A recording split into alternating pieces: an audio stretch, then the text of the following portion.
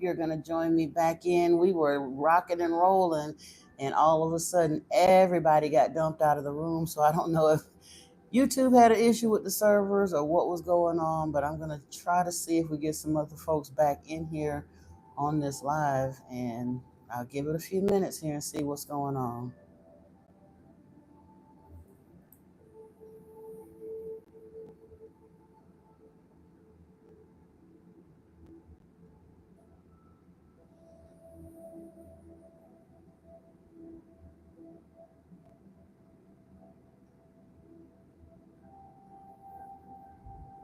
Hey, Antoine, what happened?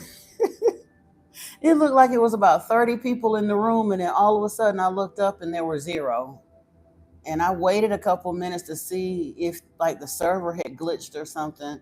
And two people supposedly came back in the room, but they wouldn't ever say anything. So I just went ahead and closed that live and opened another one to see if anybody was going to come in. I guess maybe the algorithm didn't like the conversation we were having. We can get on something spiritual and leave that stuff alone. Yeah, exactly. And little mess with the live stream. That's what I figured anyway.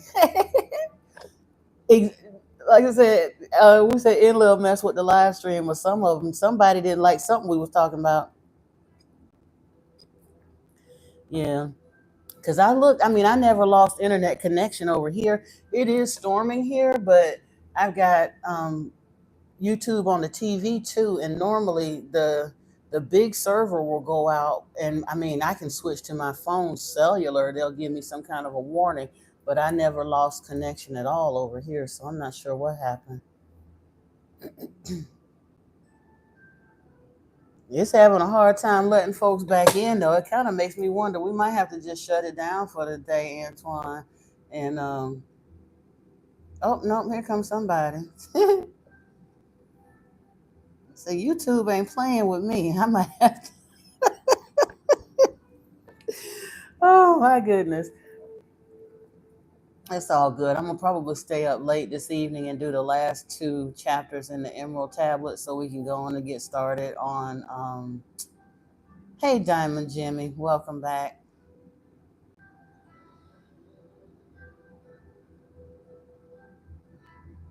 Yeah, I Well, I don't know how I'm gonna be able to pace the sitch and stuff, but I am gonna try to go ahead and get rocking and rolling on that. Hey, Moritz Geheim. Oh wow, I'm glad you were able to catch it too. I am doing well, thank you. Hi, Rizwan Akhtar. I don't know what happened before, but we gonna try it one more time. Everybody got kind of glitched out over there. So what are we gonna talk about? Like I said, it looks like we can't talk about what we were talking about because it looks like YouTube didn't like that too tough. I don't know. Excuse me.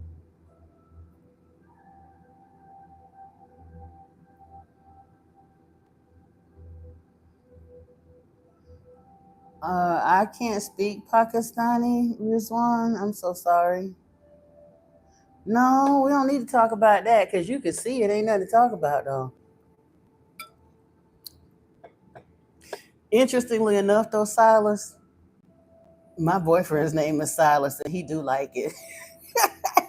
That's what's funny. But he would have never said talking about my thickness on a live stream. But he does like it. So, ooh, I'm wondering now. I hear the light, the thunder. You say I look different. Different how? Different good or different bad, Maverick? Just different, huh? Hey, Felix. Good evening, gospel singer Ashley D. Carter. Thank you so much. Rizwan, I don't speak that language, but this ain't no dating site over here. This is a site for spirituality. Thank you, Tango. Oh, wow. Thank you, Jay. I appreciate you. Thank you, Dallas. Oh, okay, Maverick. Miss Timu, yeah. But honestly, Matthew, I'm not saying everything that come out of Temu is great. I hear a lot of people joking and clowning on Temu. But for what they are, a lot of the materials that you would make caftans and stuff out come from that part of the world anyway.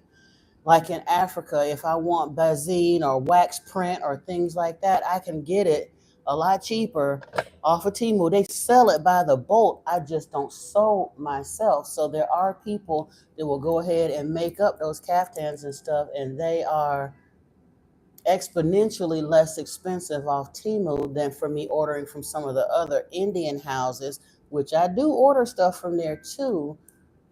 But for what I was doing at the time when I started buying caftans and stuff, they had what I wanted.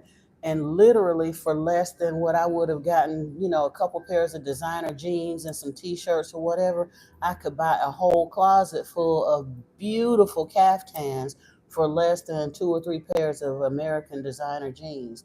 And I'm comfortable in them and they do look beautiful. So I'm like, you know what, Temu it is.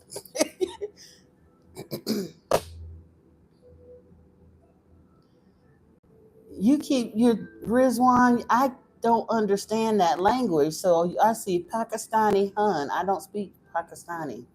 So I have no idea what you're talking about. And no, I'm not Indian. I mean, I got American Indian in me, Choctaw and Blackfoot, but I also have Irish or Scottish in me too. So,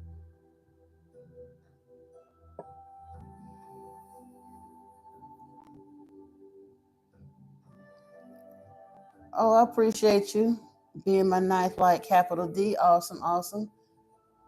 Thank you, Emmanuel. No, Hassan, I am not a witch. Thank you, Destiny World. I appreciate you.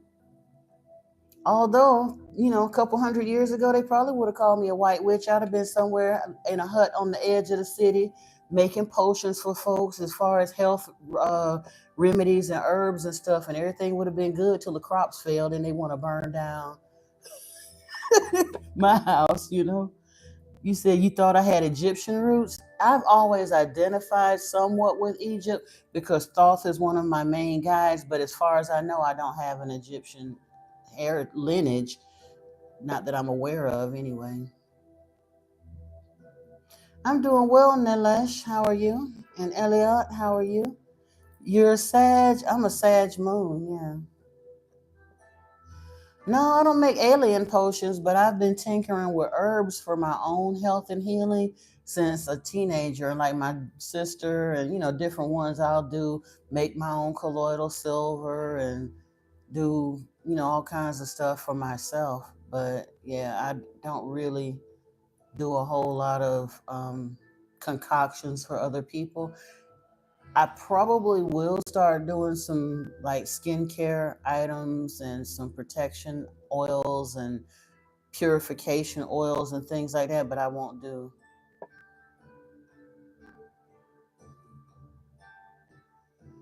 Oh, Gabriel, that was so ugly, but okay. You said, Destiny, it's interesting. You said, do I think anyone is being rude to you? And right above you, Gabriel is talking about the poor chair. I'm like, whatever. That's anyway. I don't even have time for that level of ignorance. Gabriel can either be quiet or get gone. My outfit, it's actually like a caftan. I have some Indian style caftans, some that lean more towards the African look, some that look a little more Dubai or Moroccan. What's on my shelf? I got a whole bunch of tarot decks. I got Zechariah Sitchin's work over there. I got 2 or 3 Bible translations. I've got Sacred Woman, Heal Thyself. I got all kinds of. I got books, candles, tarot cards. Up top, there's an altar cloth there because I have a small altar up top. No, Gabriel, but you can leave because you're just acting simple now. I would be embarrassed to be an adult and behave that silly. I really would. Are you not embarrassed?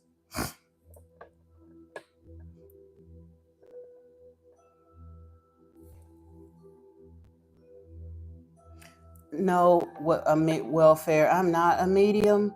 I am a clairaudient channel. I'm an Anunnaki oracle priestess, but I have not I don't choose to open myself up to random spirits. I work with my spirit team, a very select group of angels and ancestors and guides, my personal guides. I can, my parents talk to me sometimes, or my sister will come to me clairaudiently, but I've chosen not to open myself up to just talking to random dead people. That's not me. Some people do that, and I'm not knocking it, but that's not my calling. I'm a teacher, and I just didn't want to do that. Okay, FBI, I'm happy for you. I ain't talking about nothing other than you subscribe or not. That's your business. What happens when we die? Honestly, our hope, I would highly, highly encourage you to go check out some of the near death experience channels here on YouTube, because you can definitely get a lot of information about what happens when we die from listening to people who have near death experiences. But in my opinion,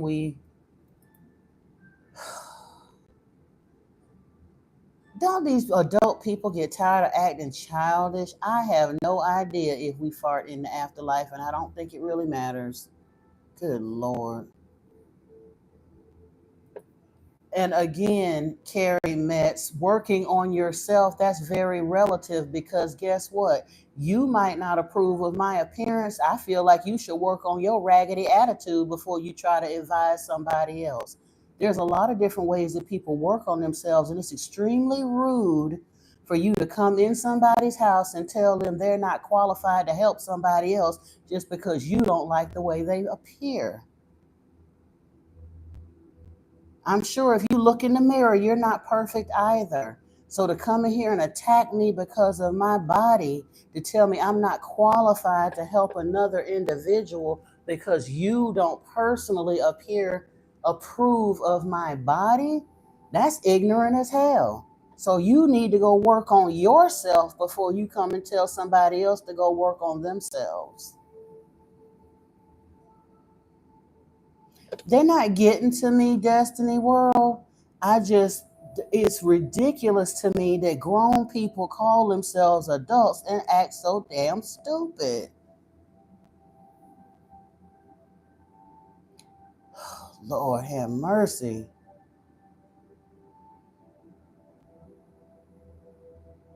Truthfully, Corey Woodrow, you don't fart. It's your bacteria in your body that causes what we call a fart to happen. If you actually understood your body and your biology, you would know that human beings do not fart. It is their bacteria gassing off from digesting things. And if our gut biome is truly well balanced, we will experience very little gas.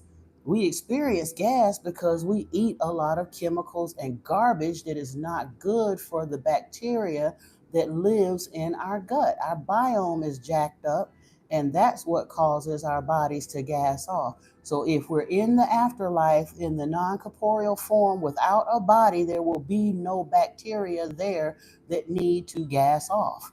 But that's still an extremely rude and ignorant question. Good Lord.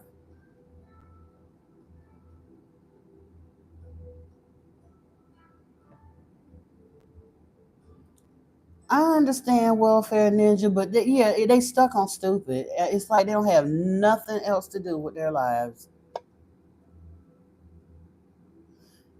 And I understand, Tanya. I'm just hoping that at some point, since they insist on continuing to come back, exactly, Eric. These are grown people that come into a stranger's house. Because, yes, we're online, but that's the part that irritates me. I've been in the online community long before I decided to do a YouTube channel. I was back in the Yahoo Messenger days. And there are so many cowardly people on this planet that fail to understand that behind every computer screen, there is a real human being that has real feelings. And the coward in them comes out and allows them to say all kinds of stupid and hateful, nasty things to people that they would never have the nerve to say in their face. And it's just crazy. Well, You don't think it's not a bad question, but that's the only reason I answered it, because it's like Diamond Jimmy says, common sense isn't common to everyone, because if anybody had common sense, they wouldn't have even thought it was cute or necessary to ask about farting in the afterlife, because what difference does it make? We fart in this life to live. So if we fart in the afterlife, who cares? As long as you have a consciousness in the afterlife, deal with it. What difference does it make? It's an ignorant question in the first place. It shows a lack of intelligence. But I went ahead and answered it, tried to answer an unintelligent question in an intelligent manner. Yeah, exactly, Tango. Let's get on to something real. If a being approached me and was identified as Thoth, would I bow down to him? No. I would not bow. I would probably bow my head and not no groveling and scraping all the way to the ground, because we are not to worship them.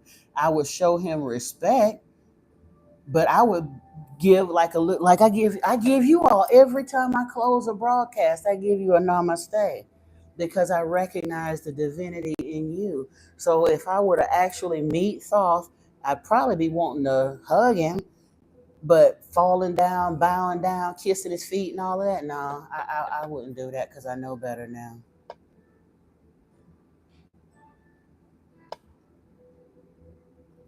Uh, you come here, but we don't talk about true crime here, because that is low vibe energy, Chief Ellen. So you're not timed out, but you can be timed out again, because we don't do true crime discussions on here. You on the wrong channel for that. I do believe in soulmates. I don't know who Muwap is, and I don't need to free him. If he's in jail, he need to get a good lawyer. So I don't need to free him.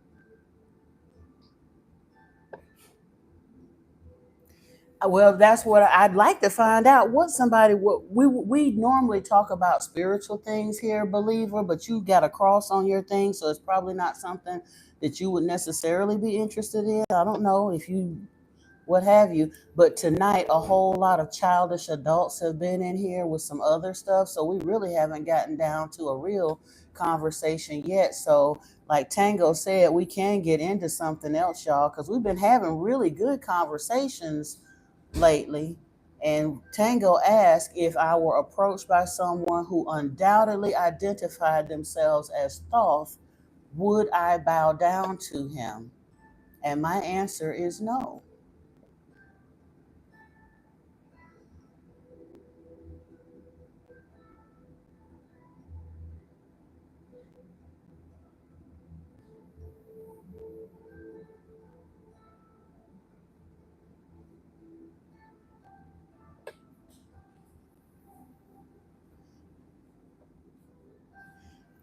Again, she felon is not what I do. That I didn't say it wasn't valid. I said I don't have to waste my time and allow it up in my house. This is my channel. I have a specific genre. And if people come in here with things that are completely against what I'm talking about, I do not have to allow that in my house. I have the right to time out anybody. I can go past timing out and just make them flat out invisible, so they can never comment again in here if I choose to. Michael Charis, again, I don't get into all of that, because I don't know who. A lot of those dudes, everybody want to holler about free this one, free that one, but the vast majority of them are still tied up in some ghetto fabulous nonsense, and that's why they go and get these contracts, and they're making money and doing whatever they're doing in the entertainment industry, but they're still behaving in very low rent ghetto ways out there doing a bunch of hood YN crap, and then get locked up, and then everybody holler about freedom. If they took somebody's life, freedom ain't an option, whether it was accidental or not. So since I don't know what they're in for, or whether they actually did it or not, I'm not gonna come in here and raise no rallies about a bunch of raggedy ghetto acting YNs, right?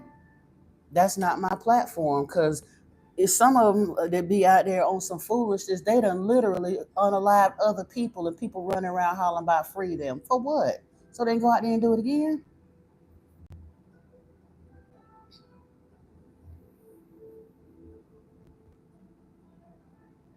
Exactly, Tango. He did not want the children of Kim to worship him. And we've been all up in the emerald tablets. And even though, like I said, it's my belief, based on reading the emerald tablets and reading the Bible, that Thoth and Yeshua are the same being. And Yeshua didn't want nobody worshiping him either. So either one of them I would have, and even down to Lord Enki. He is our primary progenitor. He does not want worship. The one that wanted to hog all the worship is Yahweh. And I refuse to bow to him anymore once I found out who and what he is. So no, I don't need to bow to none of them people.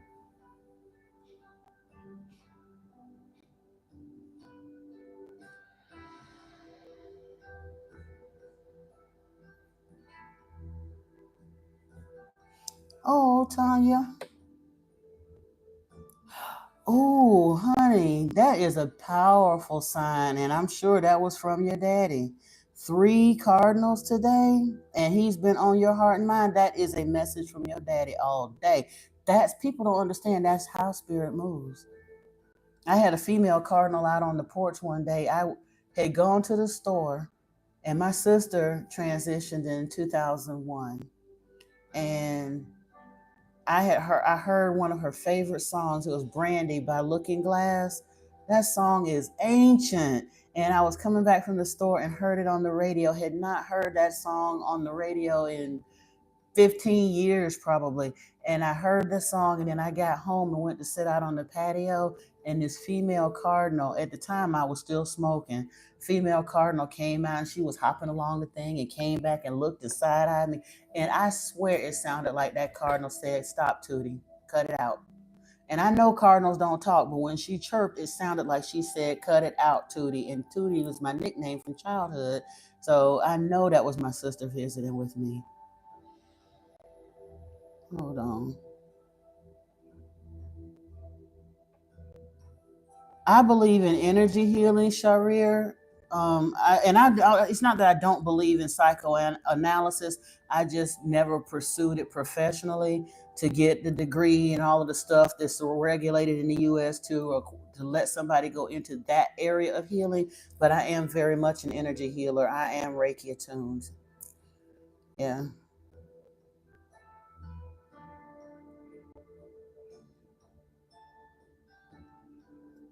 We're not supposed to worship anybody she fell in love.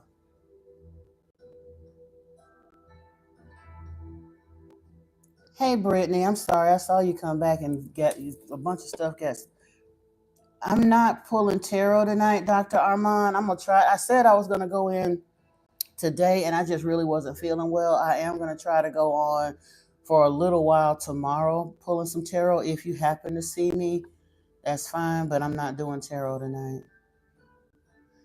Believer, I knew it. That's why I say I knew you wasn't going to necessarily, because that's not what we have come to understand here on this channel. Yahweh, read John chapter 8, honey. There are more than one Elohim mentioned in the Bible. Elohim is translated as God. It does not mean God. It means powerful ones in the plural. A singular is Eloha. So there are many instances in the scriptures where we've been tricked into believing that Elohim means God in the singular. But if you go back to the Anunnaki and Sumerian text, you'll see that there was more than one Elohim that was here involved during those Bible times. And a lot of that information, and Yahweh does not have humanity's interest at heart. In John chapter 8, Jesus told the Jews who were worshiping Yahweh, he told them that they do not know his father that sent him, that they were worshiping their father, the devil, and they are worshiping Yahweh.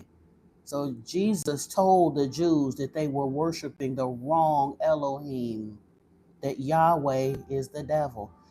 And people do not understand that his first title when he came here from Nibiru was Satan of the Eden. That is Yahweh, the one y'all call Jehovah now.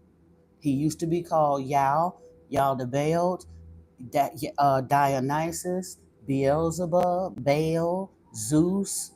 He's had a lot of names over time, and he ain't been good in none of them.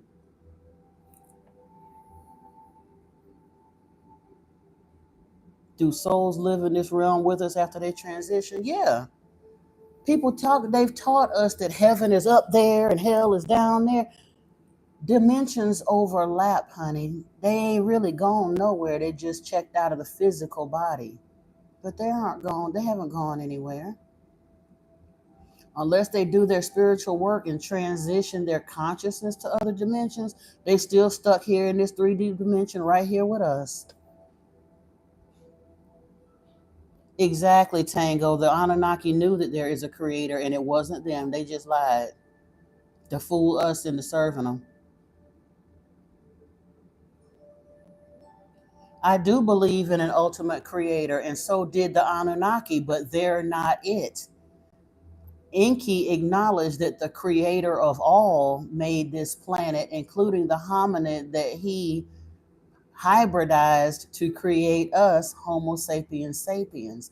But he did not create the earth in the original life form. He just modified a life form because they came from a planet who is a million years past us in their consciousness and their technology and everything else. So they had the means to genetically alter a hominid that they found here to create an intelligent worker to help them mine their gold to help save their home world.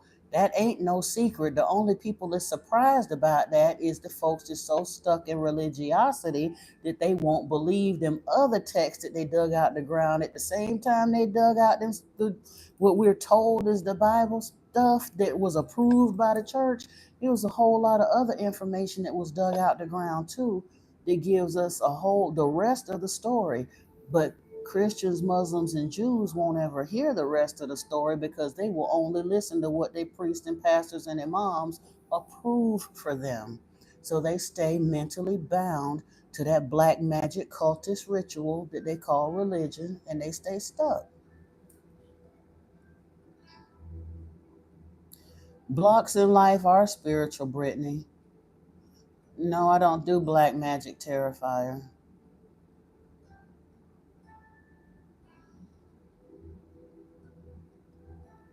Satan was not an angel. Satan is Yahweh himself. His title was Satan of the Eden, and Enki's title was Ea of the Abzu. Their other titles, Enki's title was Lord of the Waters. That's why he shows up in so many pantheons with a trident and water. He's Olokun in the Yoruba pantheon. He's Poseidon in the Greek pantheon. He dropped the water, but he still had tridents and stuff. He's Shiva in the Hindu pantheon. But Yahweh is a destroyer. He's Lord of the Command. He's always had a military violent bent. His title from Nibiru was Lord of the Command. And when he got here to Earth and they created the Eden, that was the first place that they cleared out. He claimed the Eden for himself. He became Satan of the Eden. It was a title. It doesn't mean what the church tells you it means. You got to know what you're talking about, Terrifier.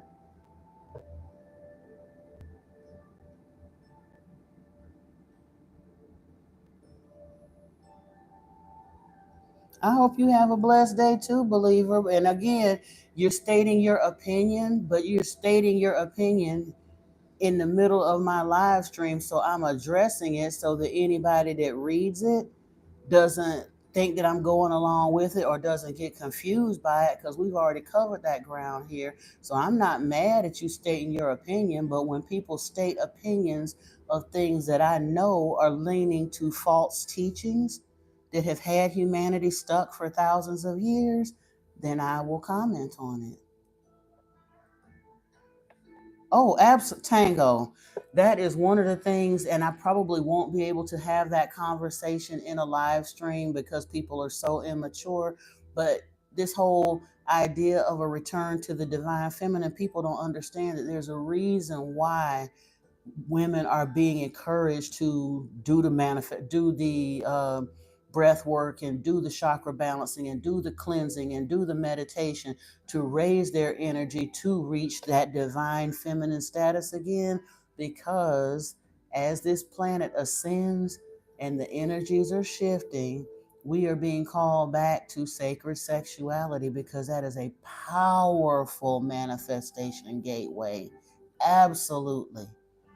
And even in our healing, divine counterparts and separation, most people on a spiritual path will come to understand that as they heal and start awakening, they're reaching that ascent. Before they get to real serious ascension, they're going to be called into what we call a hermit mode. They're going to sequester themselves and go inward, and they're going to shut all of that down and become celibate.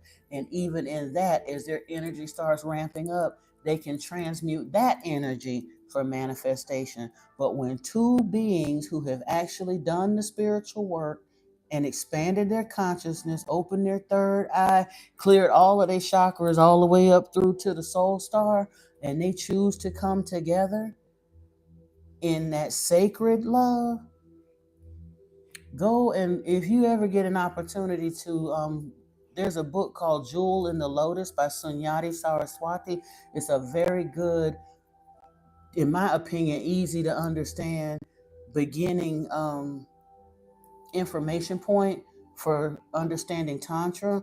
But that's the whole point of the Maithuna rite, is to join those powers in such a way that it's anking that in. Well, anking is a whole different aspect of that, but it's literally combining those two energies to reach the divine. And yes, it is a huge, it's a way to expand spiritual consciousness as well as a portal for manifestation.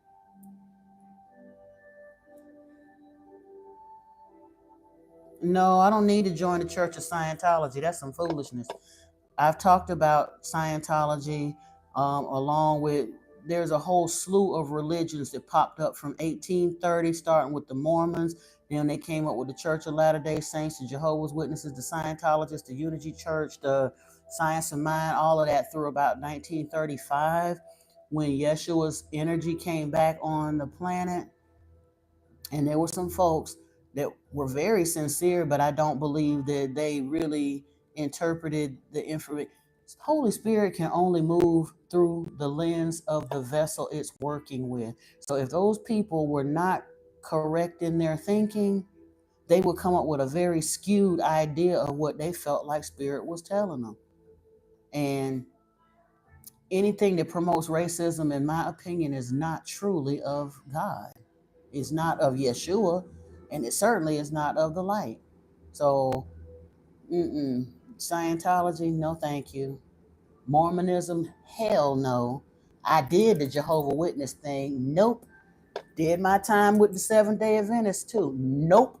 I'm good, but thank you. Allah ain't gonna protect me, Sayyad, and I don't want Allah to protect me. I don't, I renounce Allah. No, thank you. And I'm so sorry if that offends you, but I'm not sorry, because I know who and what Allah is. No, Lord Enki will protect me, but thank you. And no, Yusuf, you don't need my number. I have, that's not what this is about. If you don't know what a baboon is or what it means, I have no idea, Sayyad. That's up to you. But yeah, as far as I know, it's an ape. And I don't, again, yeah, Allah is Yahweh, and I'm not fooling with him. What was the job of the title of Satan? It was like a governor or vizier, the ruler of the Eden. When they first came here, they started clearing out land. And interestingly enough, Yahweh didn't even clear out the Eden. Enki came here doing all the work. He was the one that built Eridu as the first city, and Shumer and all the rest of that. He cleared out that land area and built a house there and all the rest of that stuff. And that first area that they cleared out was the Eden. And then Yahweh said, oh, I'm going to take this one for myself. You got to go make yourself a house somewhere else. Enki didn't even buck. He went and built his house in what they call the Abzu. The Eden was in what is now modern day Iraq. And Enki's area, when he started exploring the rest of Africa, the Abzu, they said, ran from like southeastern Africa, like from like the southern part of Africa up and through where the Gold Coast is, or that wide belt across like midpoint from West Africa across through the east. But yeah, he wound up basically taking over Enki's house, and he claimed the Eden for himself, and he became the Satan of the Eden. And then Enki went to the Abzu, and he was Ea of the Abzu.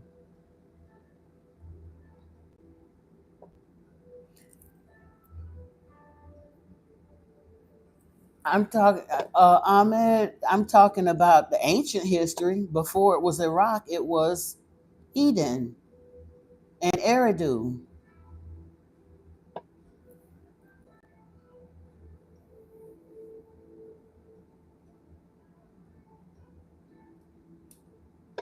Can you get a spiritual bath? You need to be taking spiritual baths, especially if you're on a path of ascension, because I promise you somebody gonna be trying to throw some shade that way. You need to purify. You can order spiritual baths. You can even make one. If you don't know where to start, I'm gonna give you a spiritual bath right now for free 99. So a starting point. I'm not telling you this the only spiritual bath you'll ever need, but starting point to clear your chakras and cleanse your aura. Take you a cup of sea salt or Himalayan salt, but sea salt, a cup of sea salt, a cup of Epsom salt, and a cup of baking soda. If you really want to get fancy, put a cup of light brown sugar in there as well. Now, before you do that in the tub, take you a regular shower. Cleanse your body first. This is not a spiritual bath, is not a bath for cleansing dirt off of you. It's for cleansing energetic dirt. So take a shower, clean your body off, then run a bathtub as warm as you can stand it without hurting yourself, of course, and put that cup of salt, cup of Epsom salt, cup of baking soda, cup of brown sugar in the tub, and a little bit of cinnamon. If you're actually using powdered cinnamon, I really wouldn't use more than maybe a tablespoon of cinnamon because it's really going to crap up your tub. But soak in that for a minimum of 20 minutes, and I promise you, you're going to feel wonderful.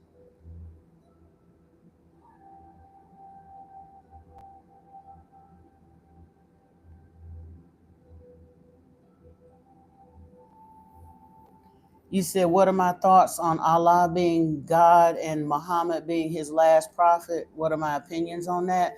The same thing that I've been saying about the idea of Yahweh and in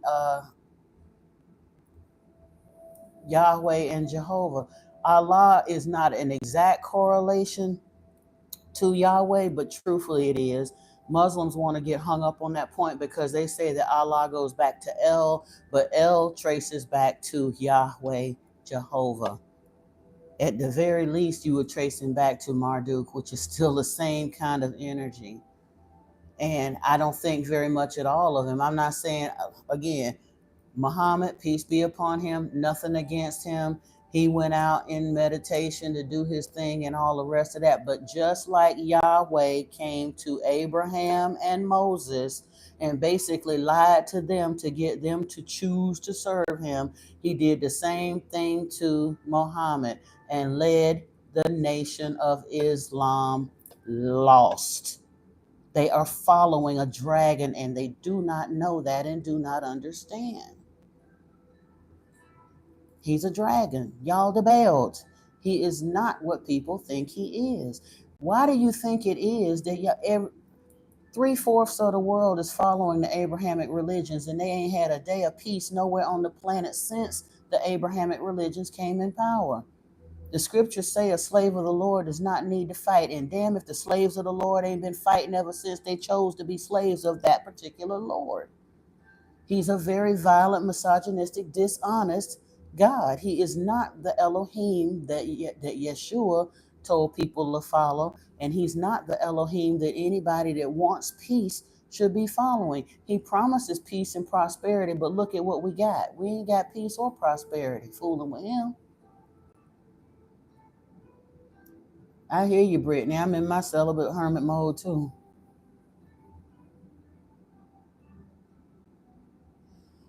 Donnie, if you haven't ever cleansed your chakras, you need to. Pretty much. If you've ever been around narcissistic people, you for sure need to. If you've ever been in what people call a hoe phase, where you out there doing whatever you do, and again, no judgment to that, but sharing your physical energy with all kind of random, especially if they was low rent, skanky behind rent energies, you for sure need to. If you were living in poverty and in survival mode, oh my God, you need to. If you carry a snarky, nasty energy, have a hard time getting close to other people, or experiencing unconditional love for everyone, you really need to clear your heart. If you have a hard time speaking your truth, or speaking kind, loving things, or speaking up for yourself, you need to clear your throat. If you're having a hard time getting spiritual insights and feeling kind of lost and don't really know and understand what's going on and kind of questioning the oneness of all, you definitely need to clear your third eye. And if you don't have a clairaudient link with the divine and or any of your guides, that means that your crown and your soul star chakra are not open. For sure, you need to clear and balance your chakras. They get out of whack, and it's no shade on anyone. We are subjected to so much stuff. And especially if we're raised in the Abrahamic religions, they don't teach us about anything. Everything that could help us, they kind of sort of lean against. They don't really want us doing yoga. They don't really want you doing meditation. They don't really want you doing spiritual baths. They don't want you messing with no crystals. They don't, everything that could help you, you're taught not to mess with in those religions. So if you've gotten to adulthood and you haven't ever balanced and cleared your chakras, you for sure need to. That's like saying, I've never had a bath in my whole life. How do I know I need a bath? You know what I mean? We wash our physical bodies. When we do the spiritual baths, that's when you tend to your etheric body. We're more than just our physical avatar. We have an energetic body, an etheric body. Our energetic body, they've proven it with Kirlian photography. Our energetic body extends out between 6 and up to 25 feet around us in all directions. So taking spiritual baths is good it's like I said, it's not, that's why I say you take a shower first, because it's not to clear the physical dirt off of you, it's to tend to the energy and the aura. I do believe in the all, whoever put that up there. Yes, Siggy. Well, I do believe in the creator of all, but here's the thing, Siggy. The all has never chosen to communicate directly with us, nor does it require worship from us. That idea of the above all gods, that's a Yahweh program that's got us believing we got to track down the right one so we can bow to it. Yahweh is the only one that's demanding that we bow. Enki doesn't even want us to bow. The ones that rock with Yahweh, the archons and all the rest of them that are wrote on the Yahwistic program, they demand worship.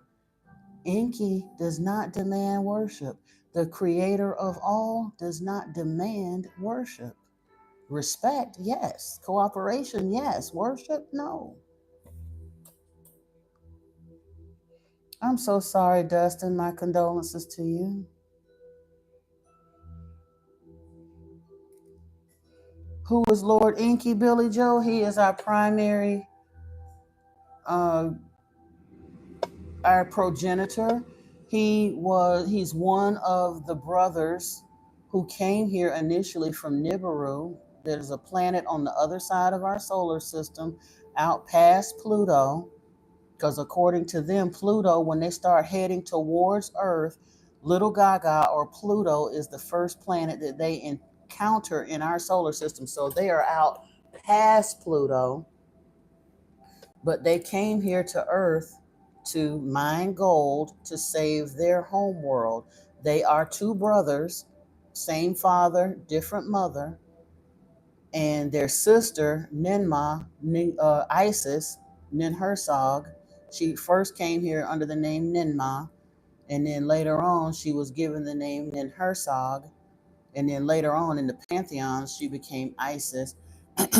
She came here with them, and and Enki's son Ningish Zeta, who we know him as Thoth, he came. They all four of them came to Earth on an exploratory mission to find gold to help save Nibiru.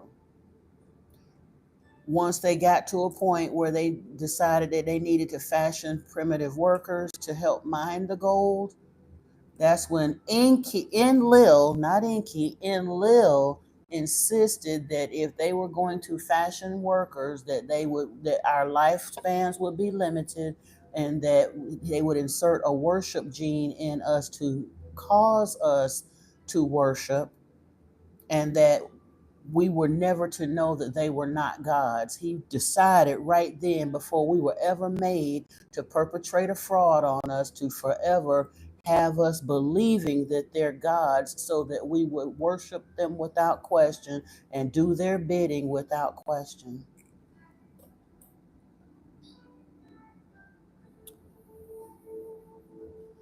Dustin, honey, and again, I am so sorry for your loss. And I honestly, I'm not even sure if I can point you in a specific direction. That everyone has to grieve in their own fashion. Stick around with us as long as you can.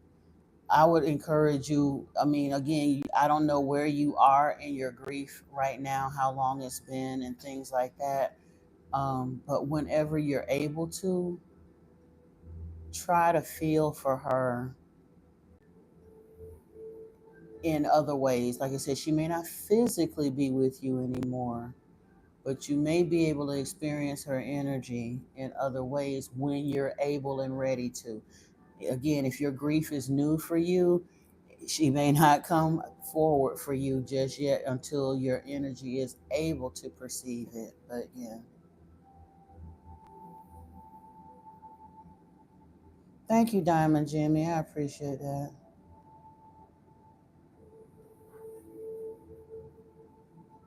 Thank you, Bonjour, Lemire. Appreciate you, Diamond Jimmy. Definitely.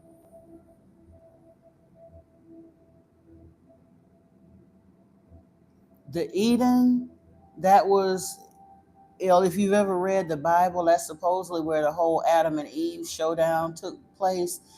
But the Bible only gives us part of the story.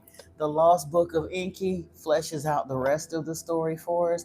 The Eden was an outdoor kind of laboratory garden type situation that the Anunnaki set up when they first came here. And like that whole thing about the tree of life and the tree of the knowledge of good and bad. Now, the knowledge of good and bad part, that's some more razzle dazzle that the scriptures put in there just for some allegory stuff. But the tree of life, according to the other text, they actually brought, when they came here, they brought certain seedlings, and vegetables and fruits and things from their planet. They had medicinal fruits and herbs that helped extend their life, and the tree of life was one of those things. It physically, that fruit helped extend their life. So the tree of life was real. That's why when when Yahweh got mad when he found out that Eve knew the truth, she turned her worship gene off, and she was no longer bowing and scraping to him. He got mad and threw them out of the garden so that they could not eat of the tree of life and have their lives extended.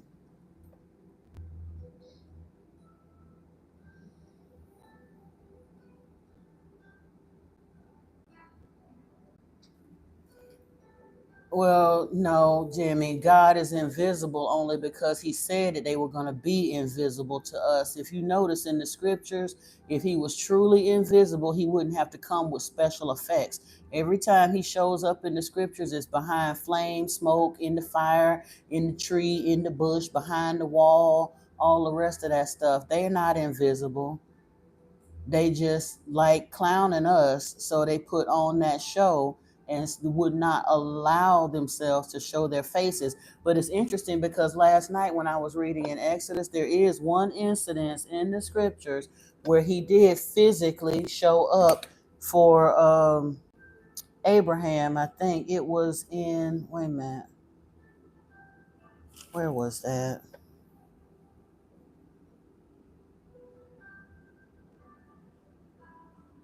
Mm-mm-mm. I think it was somewhere around Genesis 18 or so. I can't remember exactly, but we were in the scriptures last night, and it said that he basically, it was three of them showed up. So it was Yahweh and two messengers showed up, and they literally sat down. Abraham went and slaughtered a lamb and had Sarah fix cakes for them, and they sat down under the tree and ate. That's not an invisible God, that's a being. Hold on. Yep, they taught us how to farm. They gave us our astronomy, astrology, our base math, base 10 and base 12 math. They gave us art and music and philosophy, the beginning of our mystery schools. All of that was set down here by the Anunnaki.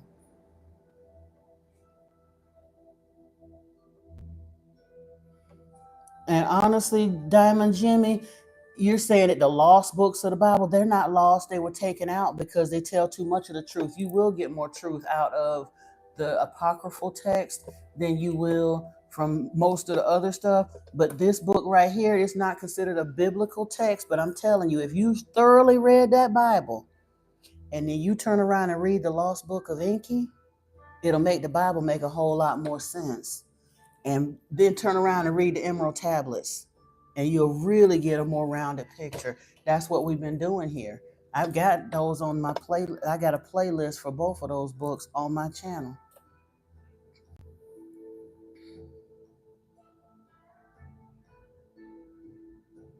You said that the 10 Sumerian kings were changed in the Torah because of the Hebrew language. Maybe.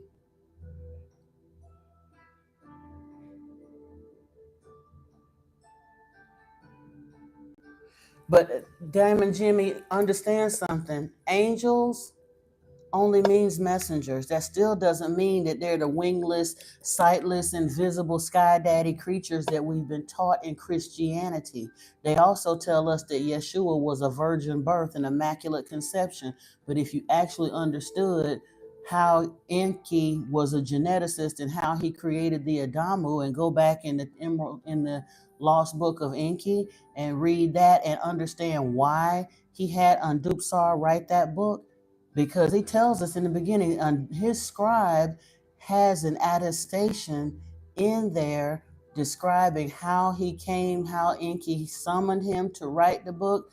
Enki explains why he had that book written and all of that. And he explains a lot of stuff in there that's left out of the Bible story. But at the end of all of that, he understood that the deceptions that Yahweh was perpetrating over mankind was not going to go well for us. So he wanted to set the record straight, kind of. But the word angel simply means messenger. So yeah, they were angels.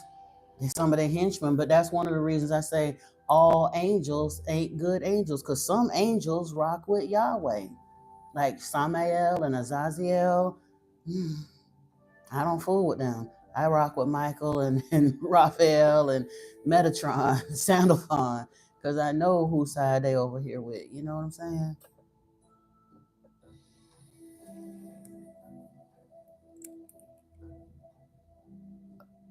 Solar, you can believe that if you want to. That's this is the part right here where we get stuck, because they've convinced us that Eve sinned. Why is it that her knowing the truth was a sin? Because Yahweh said so.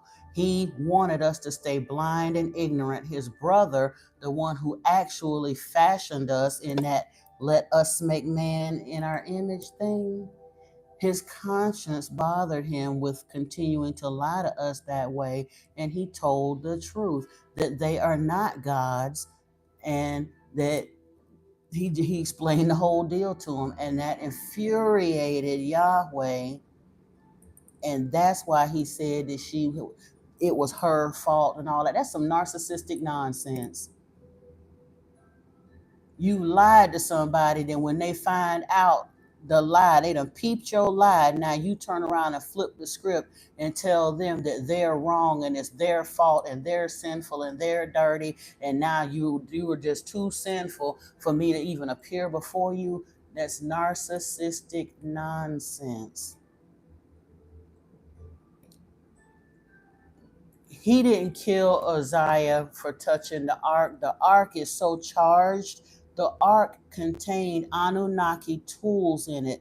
This right here is a representation of a key of life. If you look in many of the Egyptian works, you'll see them actually holding this ankh like this. It was a charged tool. They had the staff of life, they had the key of life, and they were tools from off planet that held a whole lot of energy in it.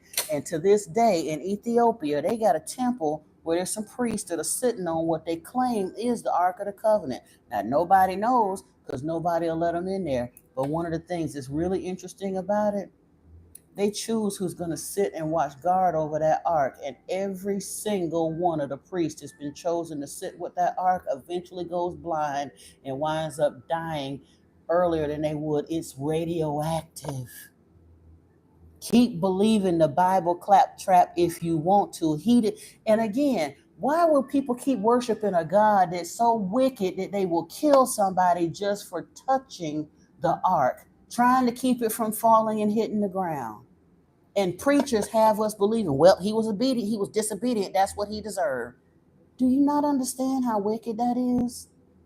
We've justified the horrors that Yahweh does because the preachers have told us it was justified. Yahweh has lied to people. Yahweh sent plagues to people. Yahweh has condoned rape and murder and slavery. And because the pastors and the priests tell us that that's a good thing, we sit there and squint our eyes up and we accept that mess, and we've agreed to worship a vengeful, bloodthirsty, jealous, vindictive, psychopathic being who purported himself to be a god. He's not a god. And I'm sorry, I'm not upset with you, Solar, but this is what works me up because this is the lie that has been perpetuated to humanity and has kept us stuck for thousands of years, just like Yeshua said it would. He spent 18 years in spiritual preparation as a mystic to come here and complete his ministry. And he said his father sent him. But he told the Jews, my father is not the God that you're worshiping. My father is love. You're worshiping the wrong Elohim. You're worshiping your father, the devil. And he preached that daily for 3 years. And he said, y'all aren't hearing me. Why can't you get it? And he also told them, after y'all kill me, I see what's coming. You're going to kill me. And after you kill me, there's going to be a deceiver that's going to come. And they're going to keep rocking on with this lie. And they're going to leave humanity lost for thousands of years. And that's exactly what's happened. Exactly what's happened. That's why I get so passionate about this, because Yeshua has put it on my heart to pick up, like he said, if you believe me, follow me. If you love me, obey me. And he's put it on my heart to pick up his message exactly where he left it. I done read John chapter 8 on this channel so many times, and I don't mind continuing to repeat it because, like I said, he repeated it every day for 3 years and people still didn't get it. So I know I'm going to have to sip my water and go on and repeat it some more.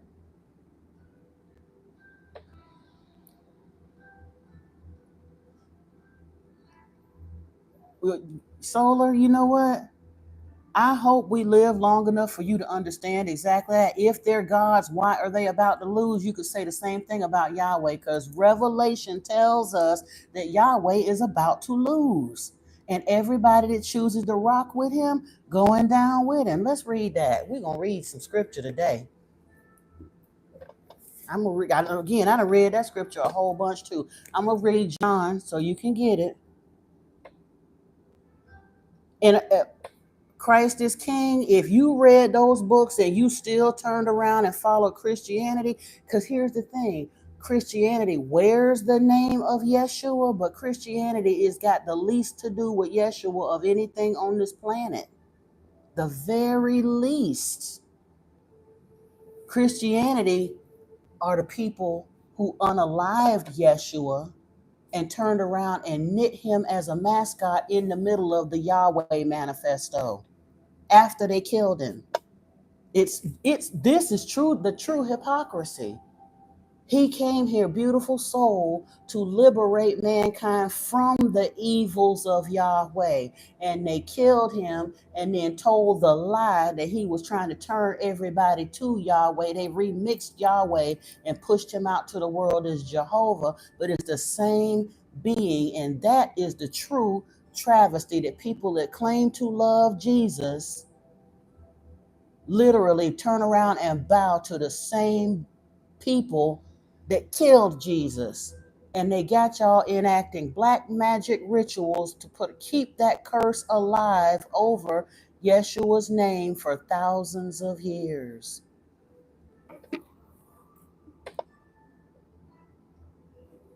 We read the Enuma Elish. Marduk claimed a lot of stuff he didn't do. Marduk is a liar. Marduk is Enki's son, and he's very much in his temperament. He is aligned with Yahweh Enlil. They both were very, very power mad, very jealous, very violent, very vindictive people. Marduk is the reason the Sumerian Empire was destroyed. He released the weapons of terror in a jealous rage against Ninurta. It was either Ninurta or Nanar, I can't remember which one.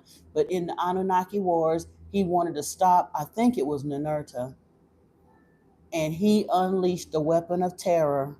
And the nuclear fallout from that, they called it the evil wind. It took out Eridu and Sumer and a couple of other cities too overnight.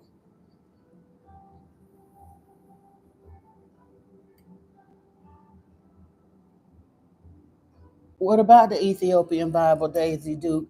Again, I'm reading this Bible. I don't think there's anything wrong with it. I just know it's not complete.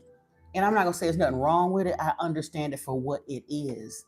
It's just like people read the first 5 books of the Bible, Genesis, Exodus, and all of that, and they don't understand. For example, there was something I had mentioned. I didn't get to the scripture the other day, but I do want to, hold on. I wanted to look at this. Genesis chapter 5, because I noticed something, and it just occurred to me yesterday when I was looking at this. Adam's descendants down to Noah. Now, check this out. Hold on. I do believe in Yeshua, Michaela.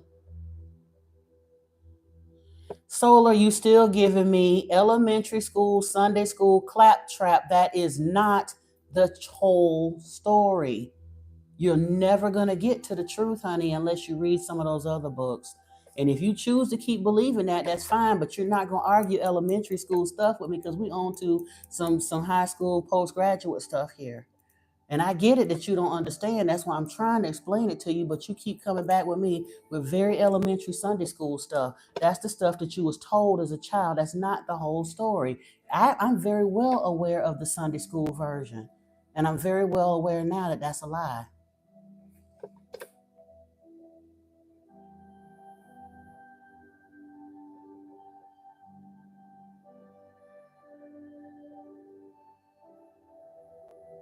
Hold on, I'm just trying to catch up on what I haven't read. Solar getting ready to get out of here because I'm just tired of the nonsense. You wrestle with Jehovah. Okay, he don't love me because I've had a whole conversation with Jehovah, and again, Solar, bless you. Go on about your business, baby. That's what you should do.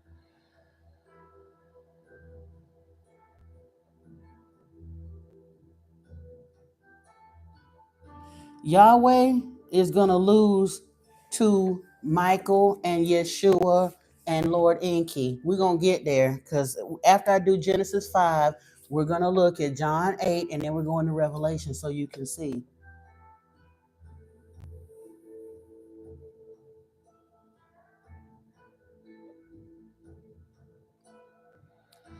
You can disagree all you want, Christ is King, because like I said, I've been in like seriously clairaudiently linked with Yeshua for several years now, and he was the one that led me to this stuff. I didn't want to sit down and do this. It took me over a year to make up my mind to actually start speaking on it publicly. I sat out there in meditation for hours every day, and then go and get the downloads and go and read the book, and then go back and think about it some more and talk to my friends about it and all of that. I had no intention whatsoever of speaking publicly about this, but Yeshua won't allow me not to.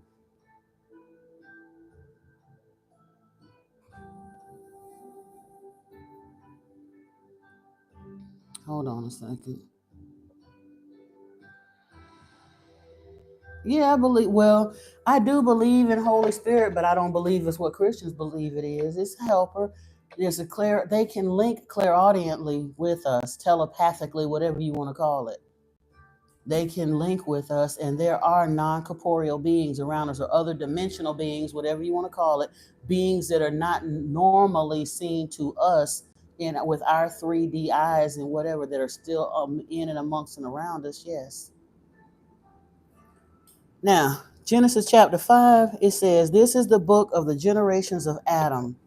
When God, or the Elohim, created man, he created him in the likeness of Elohim, male and female. He created them, and he blessed them and named them man when they were created. When Adam had lived 130 years, he fathered a son in his own likeness after his image and named him Seth. The days of Adam after he fathered Seth were 800 years, and he had other sons and daughters. Thus all the days that Adam lived were 930 years, and he died. When Seth had lived 105 years, he fathered Enosh. Seth lived after he fathered Enosh 807 years, and he had other sons and daughters. Thus all the days of Seth were 912 years, and he died. When Enosh had lived 90 years, he fathered Kenan. Enosh lived after he fathered Kenan 815 years, and he had other sons and daughters. Thus all the days of Enosh were 905 years, and he died. When Kenan had lived 70 years, he fathered Mahalalel. Kenan lived after he fathered Mahalalel 840 years, and he had other sons and daughters. Thus all the days of Kenan were 910 years, and he died. Then they talk about Mahalalel, Jared, Enoch, Methuselah, Lamech, and then Noah. You know what, this chapter, it finally occurred to me why this is in here.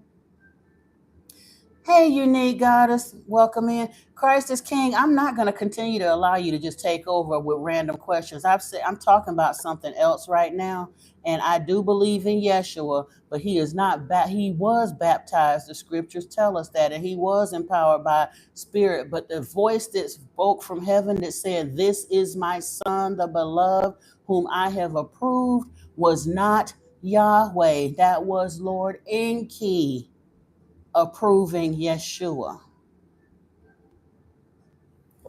But it occurred to me when I was reading chapter 5, I paid attention to those names, and they are mentioned. Most of those names are also mentioned in the lost book of Enki. Genesis chapter 5, we know that somebody mentioned it yesterday. It's called Genesis because it's talking about the genes of Isis. Isis was the second geneticist on this project. And so, chapter 5, all of these beings, because I was like, well, why weren't they concerned with the sons and daughters that they had? It just said that this one lived so and so long and then had other sons and daughters, and then they named the primary son that they had, and then they go into the next, and that son had this and that, and go on, and that son.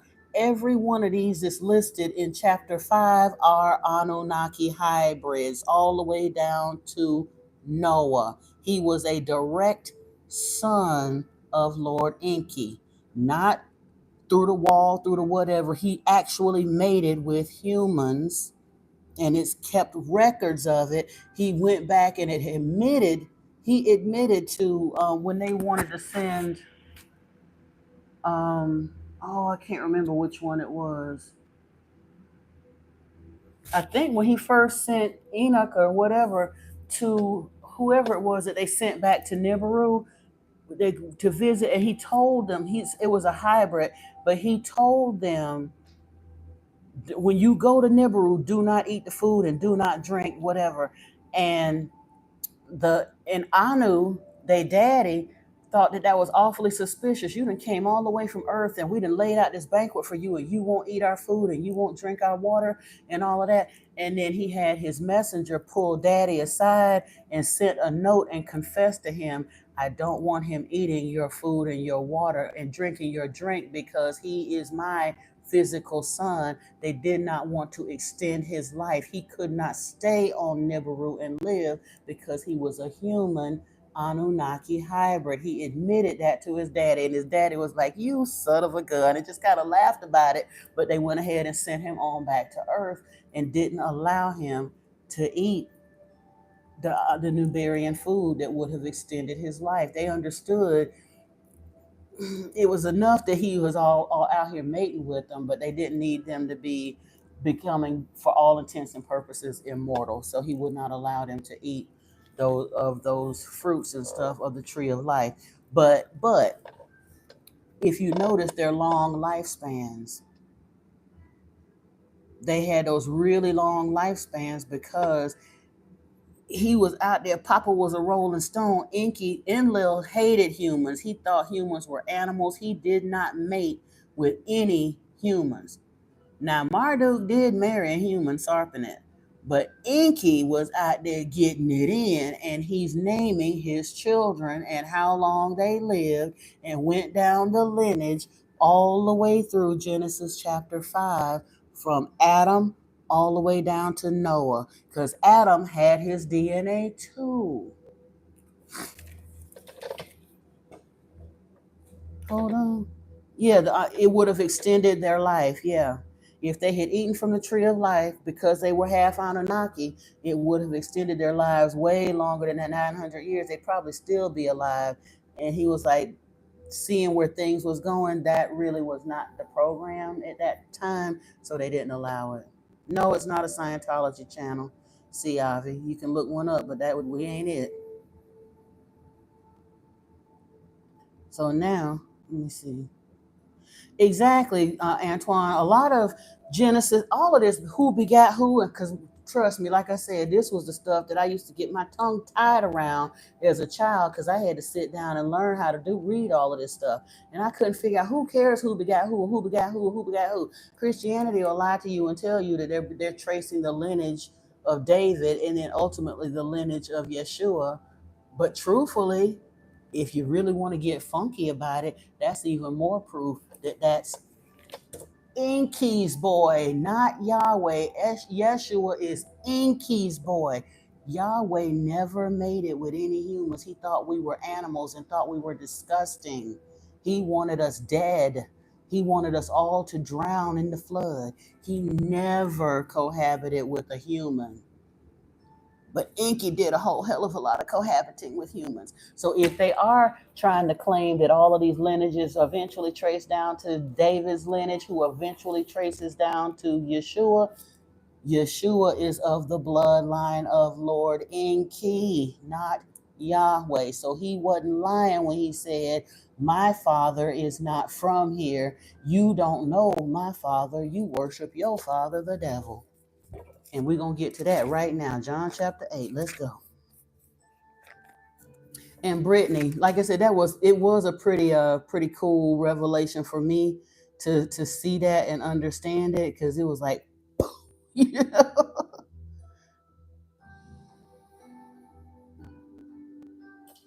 Yeah, well, the Sumerian kings list, unique. The Sumerian kings, they called them the priest kings. They were for sure Anunnaki hybrids. Yeah. And that's why they lived that long. They were more Anunnaki than they were human, and that they did. They lived up to 60,000 years. Thoth ruled for 36,000 years before he went to the Mayan lands, and then he was there. He was praying to his father, Lord Enki, Wonder Music. And honestly, if we get time, I may look up that prayer too, because at the end of John, I wanted to discuss that. The things that he's talking to, is obvious he's not talking to Yahweh. Once you understand that Elohim is plural and that the scriptures discuss more than one Elohim. And like I said, Yahweh had appeared to him in the wilderness and tempted him and all of that. So at the end of his life, when he was praying, before he gave up the ghost, so to speak. That prayer is in, you can kind of tell in the personality that he is actually speaking to Lord Enki and not Yahweh. Greetings, Matthew. Now let's get over here to John. We're going to mosey on over her. John chapter 8, starting at verse 42, he said, Yeshua said to them, if Elohim were your father, you would love me. For I came from Elohim and I am here. I came not of my own accord, but he sent me. Why do you not understand what I say? It is because you cannot bear to hear my word. You are of your father the devil, and your will is to do your father's desires. He was a murderer from the beginning, and he does not stand in the truth, because there is no truth in him. When he lies, he speaks out of his own character, for he is a liar and the father of lies. But because I tell the truth, you do not believe me. Yeshua wasn't pulling no punches. That don't require interpretation. That ain't no symbolism. Nothing. It's there in plain words. You don't know my father. A different father sent me. You're worshiping your father, the devil. He's a liar and a murderer. He ain't got no truth or no act right in him. I'm paraphrasing, but that's right there in the book. And he told him several times in the book of John, you don't know my father. Yes, that is John chapter 8, starting at verse 42. And I think I read through to 40 through 46, 42 through 46. Okay. Now let's go towards the end of John, because I haven't read the prayer that he prayed towards the end of his life. I have not read that on the channel before. But hold on. Let me see. Let me see.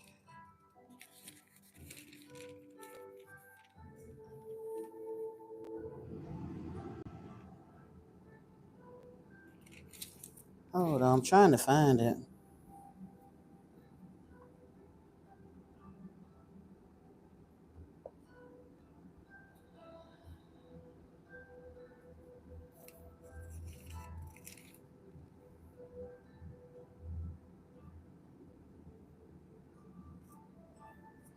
It might have been in a different gospel. Hold on.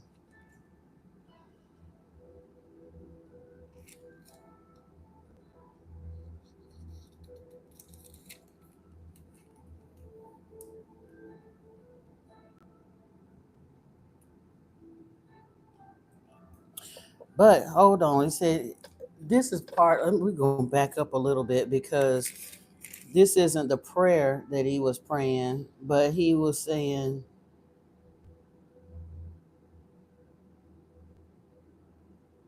maybe, hold on. He said, now my soul is troubled. This is John. I'm reading in John 12 now.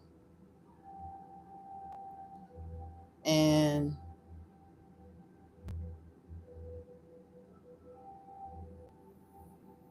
yeah, I'm starting 27. Sorry. Now is my soul troubled, and what shall I say? Father, save me from this hour, but for this purpose I have come to this hour. Father, glorify your name.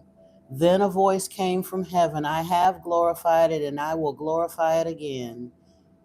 Now again, don't get it twisted. This is not Yahweh that's speaking to him. This is Enki.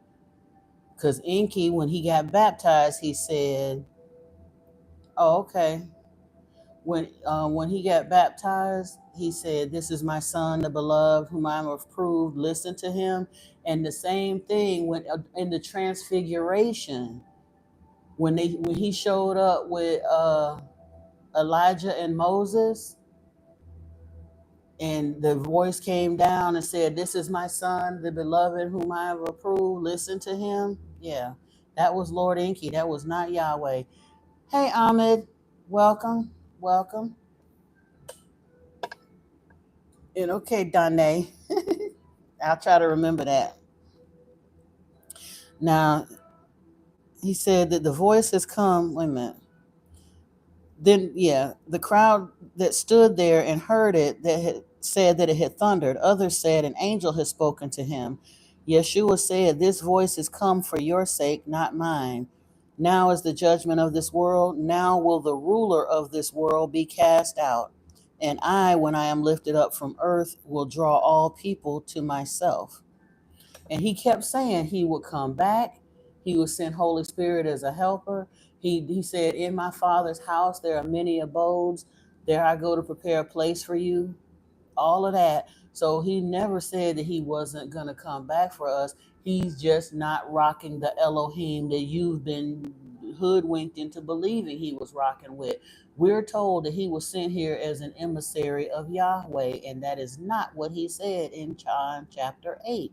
He said that his father was not the Elohim that the Jews were worshiping, that he was with the other Elohim, Enki. He didn't name him because they've genericized. Like I said, they've taken all the names out of here. There's only about 4 or 5 places where Yahweh's name shows up, and everywhere else where Elohim or El Shaddai or El Elyon is, they put Lord or Lord God. Have you not wondered why they use Lord sometimes, and sometimes they use God, and then sometimes they use Lord God? They're talking about different Elohim in here. I was trying to find that prayer though. Hold on. But anyway. But I love this passage of scripture though, because he talk about being the son of man and the light of the world and all that. Same thing. Thoth was the son of man and the light of the world too.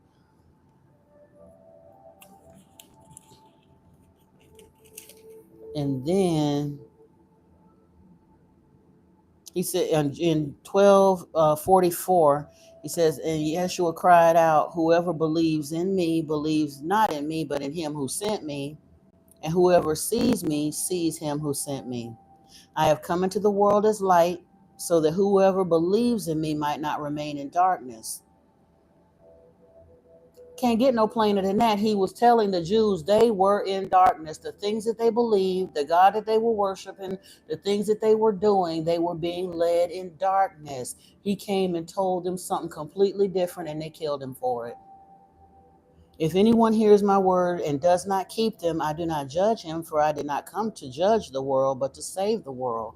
The one who rejects me and does not receive my words has a judge.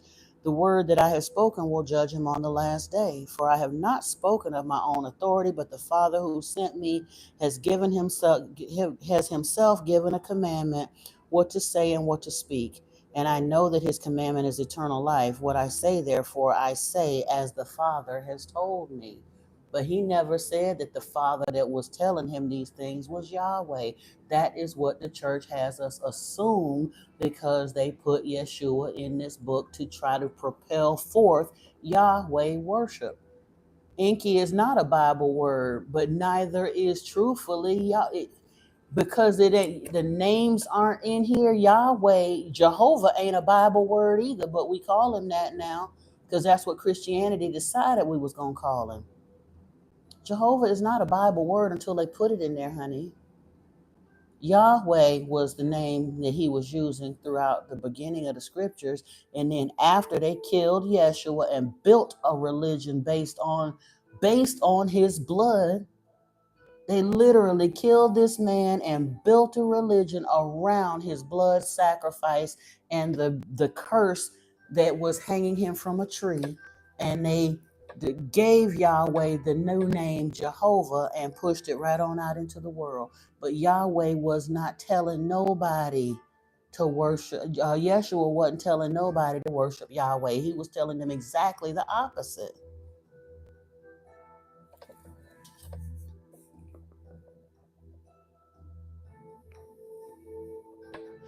Exactly. You said that makes you wonder the contrast between the Old Testament and what Yeshua preached. So this exact Yeshua was a spiritual badass. He was not telling nobody to keep rocking out with Yahweh. He told them, "Your God is a liar. He is a murderous liar. He is the devil. Stop worshiping him." That was Yeshua's whole message.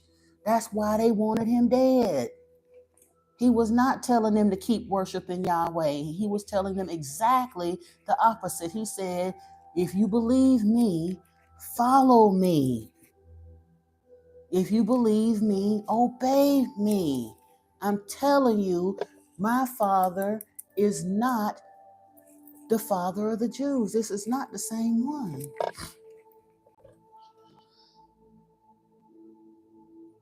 Did I miss something over there? Oh.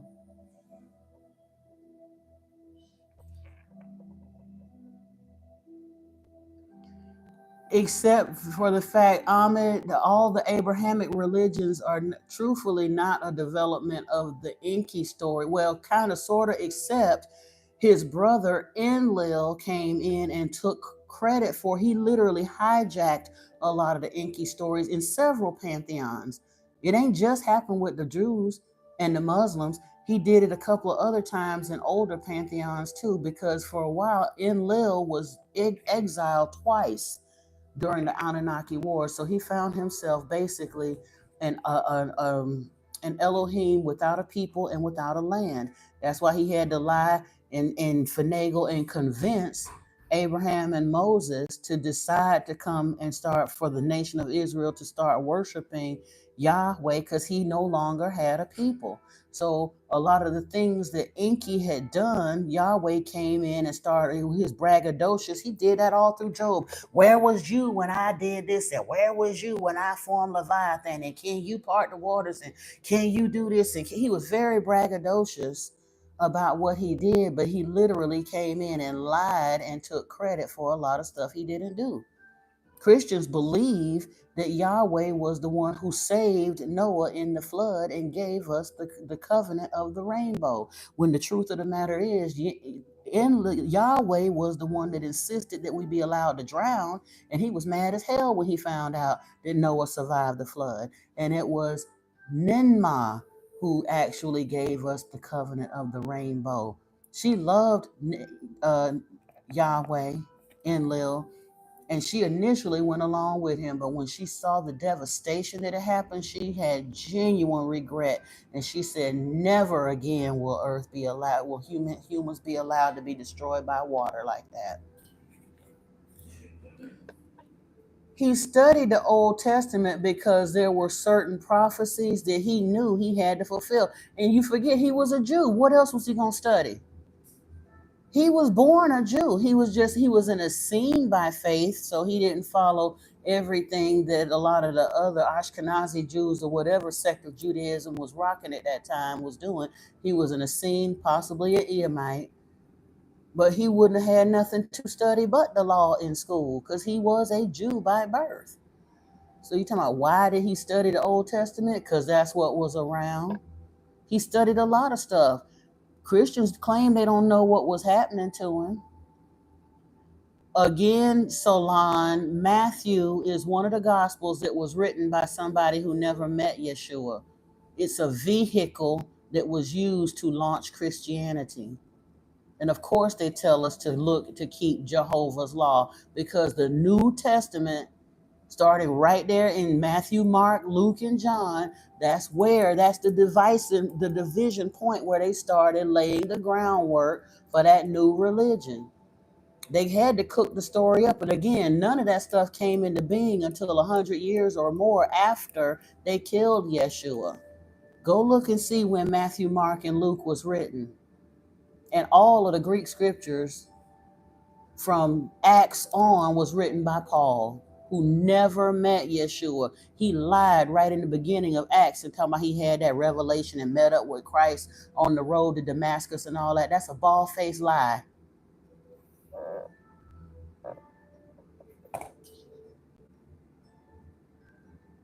He would have studied the Torah Svengali. He would have studied a lot of things. Yeshua was smart as hell. He was pressure to the priests by the age of 12. He was in the temple correcting the priests by the age of 12. He couldn't have been correcting them if he didn't read this stuff. That's why I don't get all that upset when people come telling me about I don't know what I'm talking about. I've been reading this book since I was 3 years old.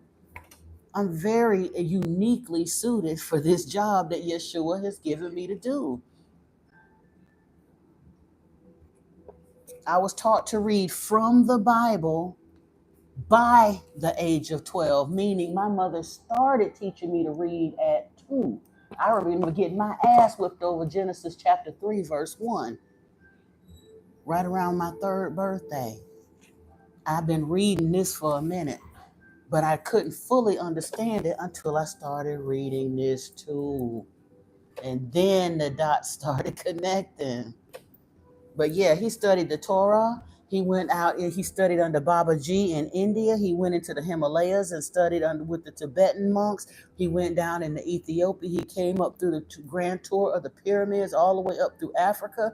He spent 18 years in spiritual mystical study to prepare for his ministry when he came back into Jerusalem at the age of 30.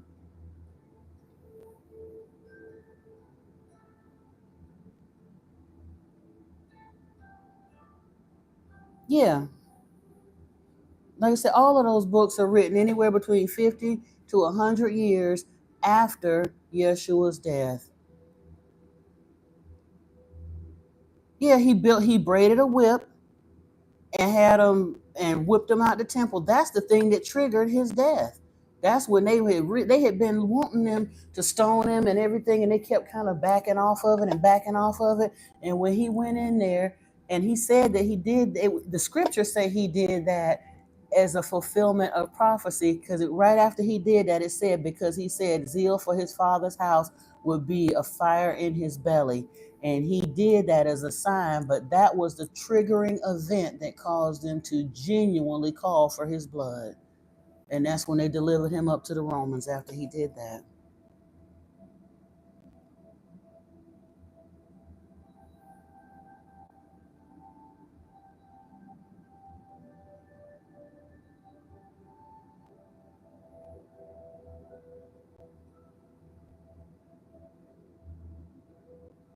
I'm trying to see. I have not read the Quran Tehayat because once I understood the correlation of who Allah was, like I say, I was waterboarded with this. And I stepped away from all religion for a hot minute because once I understood that this was a subterfuge, I peeled back from all of it. Now, Yeshua brought me back into this because, like I said, I'm uniquely suited for this because I read it for so long when I was in Christianity. But there's no need for me to go plunking around in the Quran because I have no desire to serve Yahweh in any of his forms anymore. I haven't read the Talmud or the Torah in its completion either. I don't need to because that's genuinely just a way for me to waste more time. I don't need to read all of those books to connect the dots because I read these and I understand this. And then I read this and it gives me further context. So I don't need to keep fact checking the same lie by continuing to wallow in that lie. I have no desire to read the Quran, the Torah, the Talmud, or the Torah. I don't need to. And for real, I'm not trying to be disrespectful again of Muhammad, peace be upon him. I'm not trying to be disrespectful, but the main reason I don't care to read the Quran because even Muhammad don't know if what's in the Quran was what he actually said. Muhammad could not read or write. And as much political mess as was happening in that part of the world during that time, it would have been very easy for his words to be seriously manipulated for effect by people who was claiming to be in his camp and writing whatever the hell they wanted to. So that's not to say he wasn't an enlightened being or he didn't. I don't know what he got. And he don't know if what he told them to write was actually put in the Quran or not. So there's no need for me to go through that. When I found out Muhammad was illiterate, that's not his words that's in the Quran. That's whoever decided to write the Quran's words. I don't need that.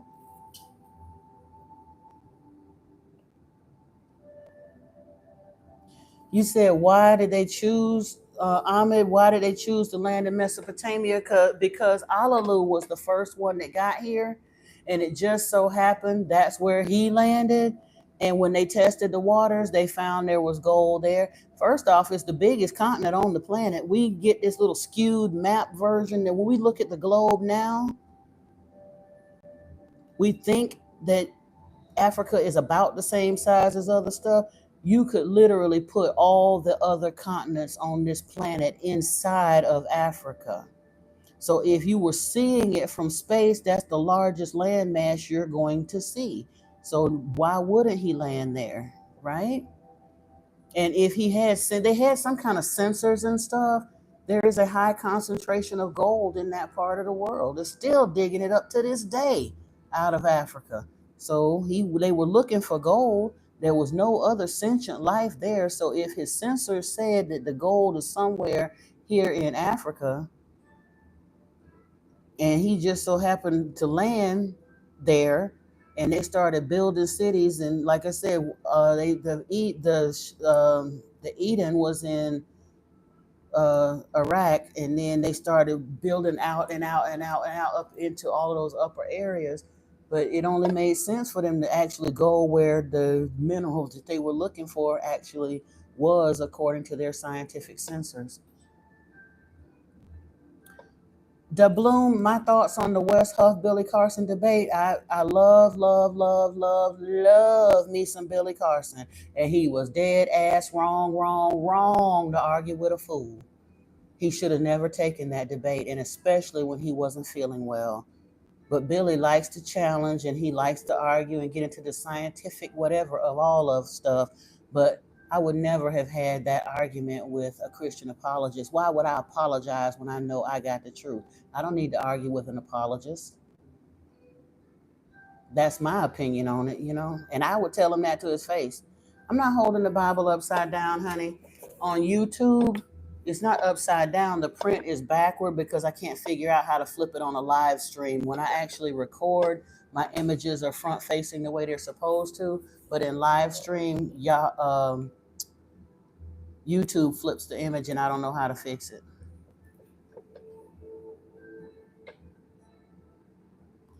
I understand that, Svengali, but Drake is a jerk. My salvation, my spiritual enlightenment, my information, I don't listen to Drake either. With his ghostwriters, I don't pay no attention to Drake. But when we're talking about trying to get information out of the ancient text, is way more important than Drake and his ghostwriter. So that's not a good enough reason for me to decide to go read the Quran.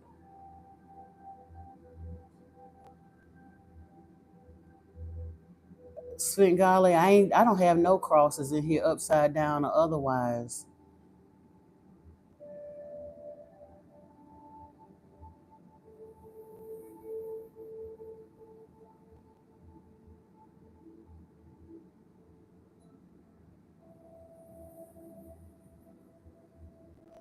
Exactly. But again, wisdom be the underground. That was one of the reasons why I said Yahweh was cruel.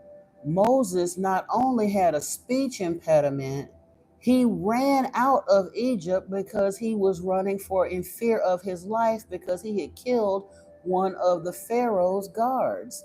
He was an Israelite living in the Pharaoh's house, got angry because one of the guards was mistreating a slave, and he struck the guard, and the guard was unalive, and he left Egypt on the run in fear for his life.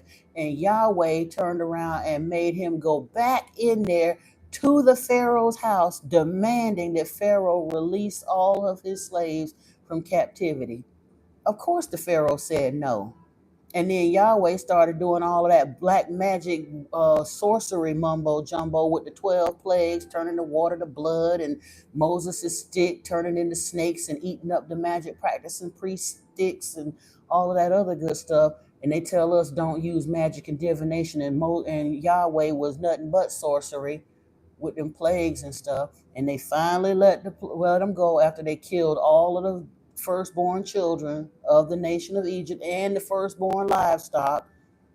So he turned around and slaughtered all of the firstborn in the land to go and basically hijack these people, because they weren't his people. They was only his people because he needed a people.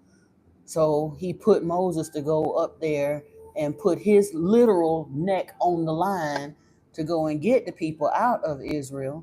And as soon as he got them out, he threatened to kill them all because he was mad because they went back to worshiping the God they had been worshiping before they came out of Egypt. People think that the Israelites was always worshiping Yahweh. No, they won't. They really were not. He was giving them the rule book as to how it was going to go because they had agreed to worship him because Moses said so. He was like, you get us out of captivity, yeah, we'll worship you. So he got them out of captivity and then threatened to kill them all at the foot of Mount Sinai. And 3,000 of the nation of Israel were slaughtered that night by the Levites to appease Yahweh to keep him from killing all of them. Some God they chose to serve, huh? And it's the same bloodthirsty monster that people still turning around and serving to this day. Thank you, Glove 300. Appreciate you. I am very much in touch with my Japanese roots, Svengali. I hope by the end of the year to be in Japan. My son is in Japan as we speak and has invited me to come and stay with him. And when I get there, I plan to take all of y'all. I'm going to start travel vlogging. I want to visit the temples and study some under a real Reiki master and take Japanese cooking classes and do all of that good stuff and take y'all right along with me. But I'm very much in touch with my Japanese roots.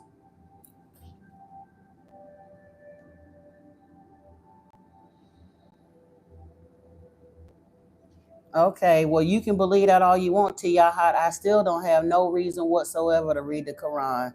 Like I say, I found out what I needed to find out already. I don't need to wallow around in Yahwehism or Allahism because they all go back to the same Anunnaki God that is a bloodthirsty monster that I do not want to follow anymore. So there's no need for me to keep dealing with that.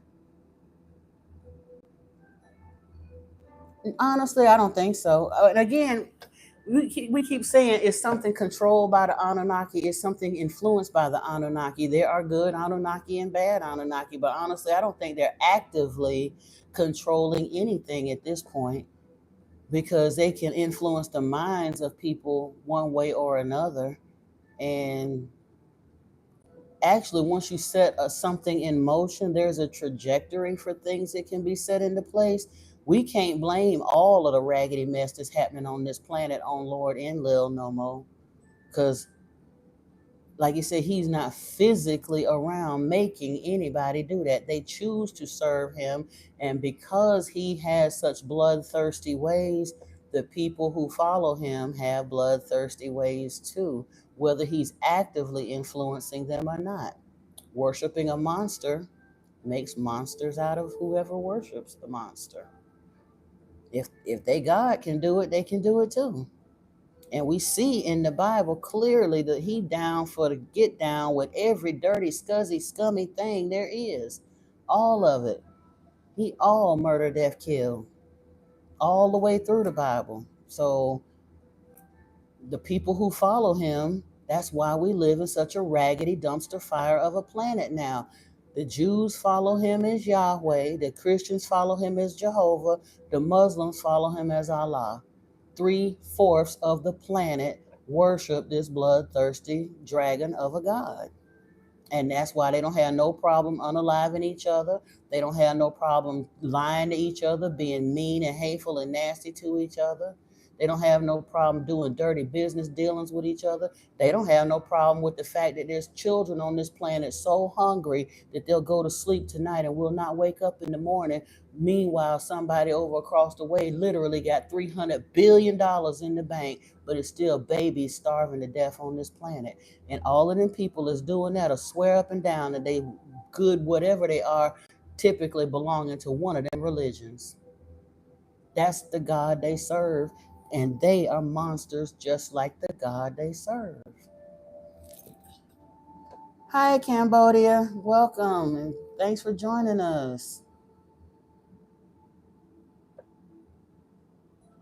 No, I'm not Blasian. What are you talking about? What's still a cross? I don't have an upside down cross on anywhere. Somebody said I was holding the Bible upside down. First off, there is not a cross on this Bible. This is the English Standard Version, and that's an E, S, and a V. There is no cross on this Bible, and I wasn't holding it upside down. The image is backward. I have no upside down crosses nowhere. I don't have any crosses, period. Honestly, I wouldn't doubt that. The unique that part that parts of the Moses story was Akhenaten. Yeah, because I couldn't remember which of the pharaohs was ruling at that time. I actually watched, I think it was Myth Vision podcast, did something. They were literally tracing like the history of Yahweh all the way back through like a bunch of different pantheons. It was like a 2.5 hour long documentary, and I can't remember which one, but it might have been Akhenaten, and that's fine. The burning bush, we talked about that before. Svengali, he basically, they always showed up because he was the one that made the rules that we were never to see their faces. So anytime he showed up in flame or fire or smoke, or in the thunder, in the cloud, and yeah, he would never show his face. He always had some kind of a flashbang or special effects to keep from showing his physical form.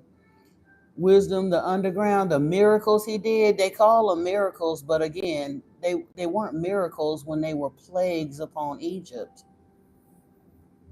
Yahweh turned all of the water around Egypt into blood.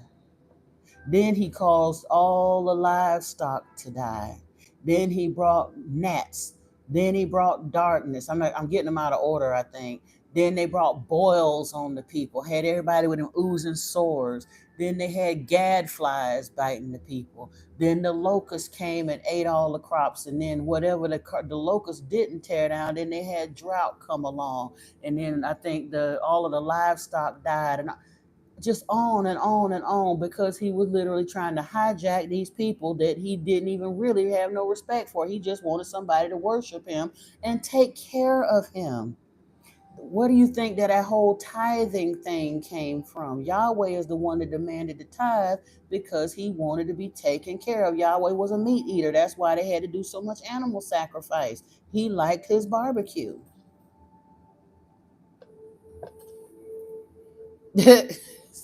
Okay, Svengali.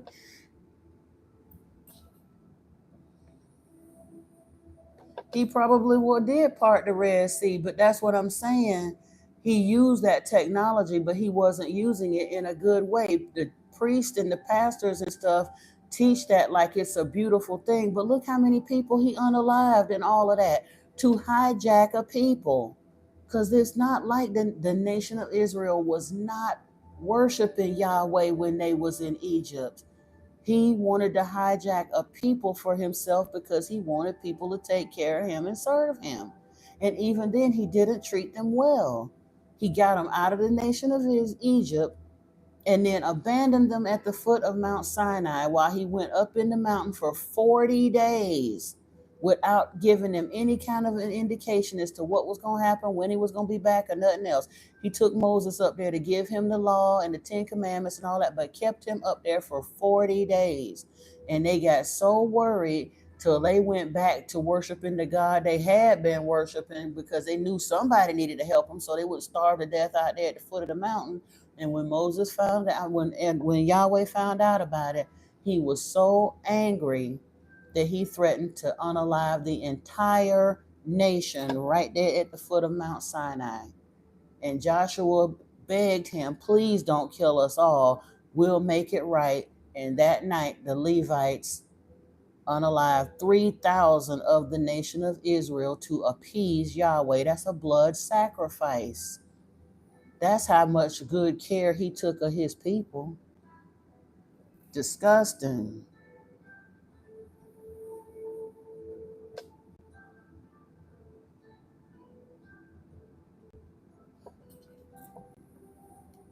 Again, you can say that ain't magic, but if you take a stick and throw it on the ground and it becomes a snake, and then they directly said in the Bible that Moses threw his staff on the ground and it became a snake.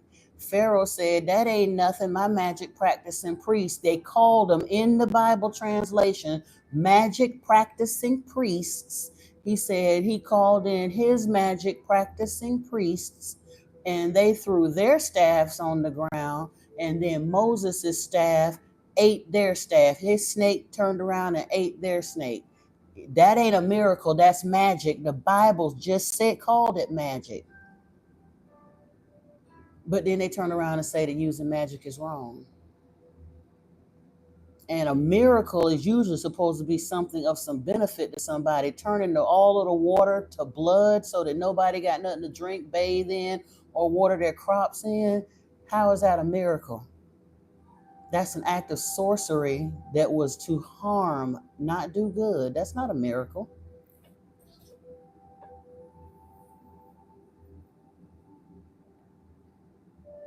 Well, it's very likely that Moses was a hybrid too. Why are you playing so?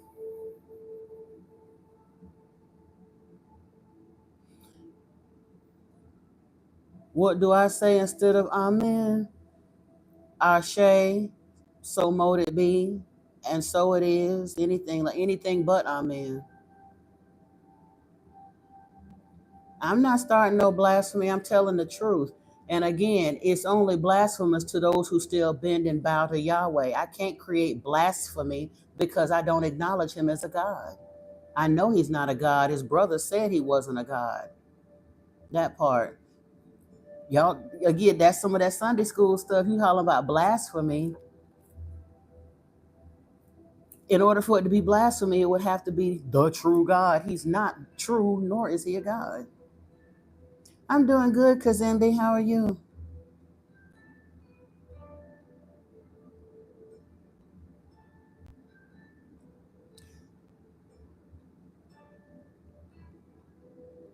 You said they turned Earth into a ghetto Nibiru for real. They really, really did. Yeah. Good evening, good evening. Oh, I can see now. I'm trying to catch up. My comments are lagging really, really bad. Hold on. Good Lord, they lagging real bad. Okay. Empress Nana, yeah, they say crystals are evil, but the Levitical priests wore 12 stones on their breastplate. And they had the Ummim and the Thummim, which were divinatory tools tucked into their black breastplate.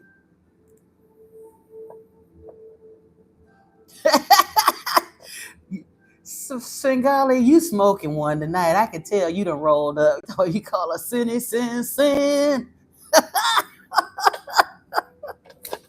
Too funny. Too funny. Do I believe in Yeshua, Yahweh's mate, who was thrown out of the temple of Moab? No. I'm not saying it don't exist. I just ain't read that part yet. But I did read over there Revelation, because again, I haven't read anything about Yeshua. Enlil's mate, as far as I know, was Ninlil. Each stone they say each stone represents a tribe, but if you look at what the tribes are, they also look kind of like the zodiacal stones. However, I ain't talking about whether the stones represented a tribe. They're still crystals. So if they're evil, why are the priests wearing them? Number one. And number two, forget about the 12 stones. The Ummim and the Thummim were divinatory tools that they also tucked into their breastplate. Now you can't try to you can cross your eyes and try to make that be right, but they tell us don't do divination. But the Levitical priests carried two divinatory objects on their person.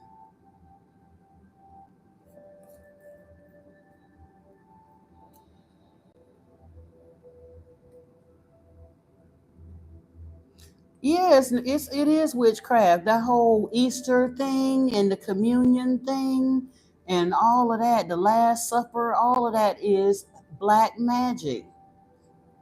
They tell you in the Bible that hanging anyone from a tree is a curse upon them and their bloodline.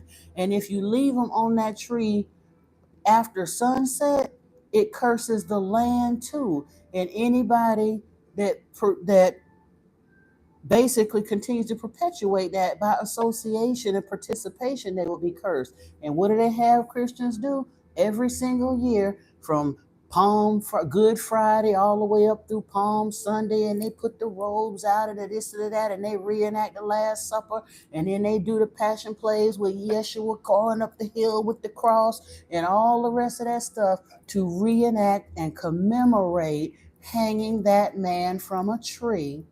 And then they go in on a regular. And Catholics sometimes do it every single week to make sure they keep the curse alive and well. They turn around and commemorate or memorialize drinking his blood and eating his flesh, an act of cannibalism, black magic. And they do it in the name of religion and got folks convinced that that's something good to do. Hey, Caleb, I'm doing well, thank you. Jesus, you on your way out of here for real.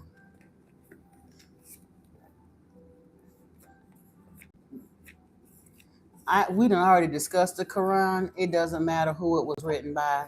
Muhammad, peace be upon him, was sitting there taking direction from Allah, Yahweh, Yah the Baal, Beelzebub, Baal, Dionysus, whatever you choose to call him, he's not a good dude. So there's no reason for Muslims to think they any better than the Jews or the Christians. They all are worshiping a dragon, the devil.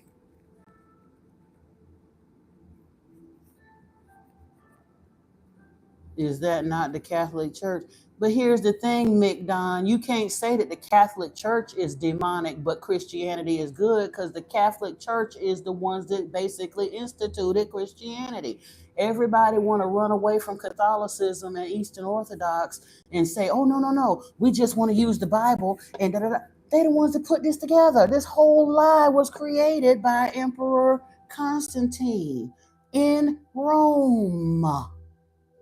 The first council of Nicaea, that's where it all started. So people want to still think that they can cling to the idea of Christianity and divorce themselves from Catholicism. No. Because that whole lie was put together by Catholicism.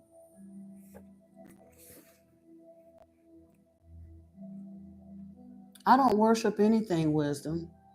I respect and follow the ways of Yeshua, and I'm beginning to understand and do more research to learn more about Lord Enki, because I very much have a lot of love and respect for what he did for humanity and what he's tried to do for humanity. The Bible is a form of slavery, Nduzo. It really is. It has kept humanity stuck for thousands of years. I read in it because that's the only way to unknit this lie, is to actually go through it and look at it.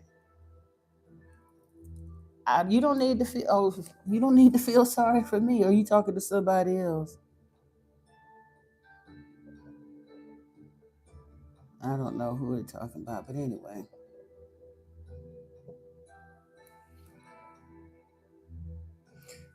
Ordinary person. I've talked about this several times on the channel. If you go to John chapter 1:1, when you finish, if you actually read the Lost Book of Enki and read the Emerald Tablets of Thoth, and then go back and read the Bible, it kind of gives you an idea. But John chapter 1:1 says, in the beginning was the Word, and both Thoth and Yeshua were referred to as the Word, but here we're talking about Yeshua. In the beginning was the Word, and the Word was with the Elohim, and the Word was Elohim, or probably should have been Word was El Shaddai, sons of the Elohim. It says he was in the beginning with the Elohim. All things were made through him, and without him was not anything made that was made. I honestly believe that Yeshua was an incarnation of Thoth. You say you can't hear me? Uh-oh. Can y'all hear me now? Is the sound back now?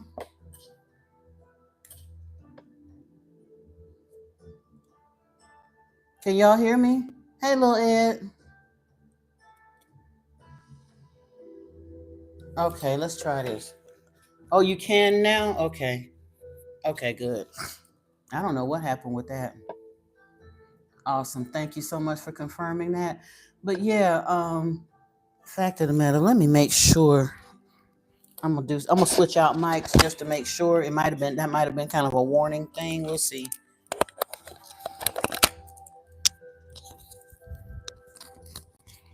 Okay, I should be all right. A mystic is a person who is willing to look past the status quo and go back into the older teachings to look at what we call occult teachings, which occult only means hidden. It's not evil, it's not demonic. We're not looking at witchcraft. We are literally going back and looking at the older sacred texts to get a deeper understanding. I never understood how it is that the new kids on the block, and genuinely, this is the newest of the religions on the planet, how the new kids on the block could come in and just invalidate everything. They've declared everything else to be mythology and completely ignored everything else like it was fiction. And we just go back and look at things that are a little bit older. Yeah, and literally the part that when I started digging and realized that a lot of this, almost all of this book was taken from its bits and pieces of other ancient texts that have been these narratives been put together in a certain way to create a certain narrative. Not saying that the books themselves aren't legitimate, but the way this book has been compiled, it creates a false narrative.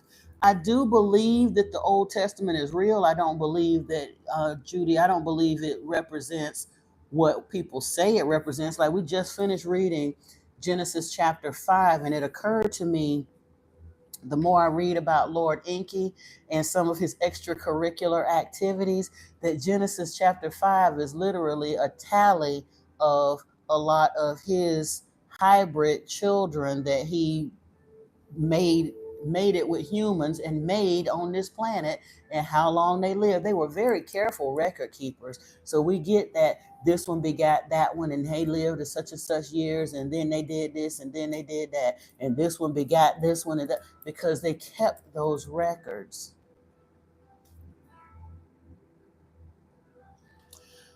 My take on the Gnostic Gospels, I think there's a lot of truth in them. I think that to some degree they go a little bit further than we need to right now. And I'm not saying that it's not real information. It's just that it's kind of like a kindergarten wanting to go and take their doctoral thesis. You know what I mean? We need to worry about, we ain't even sorted out what happened with the Anunnaki and all of that yet. And we out here wanting to talk about Barbelo and Sophia and all and Atom of Light and all of that. No, we need to get to this part first.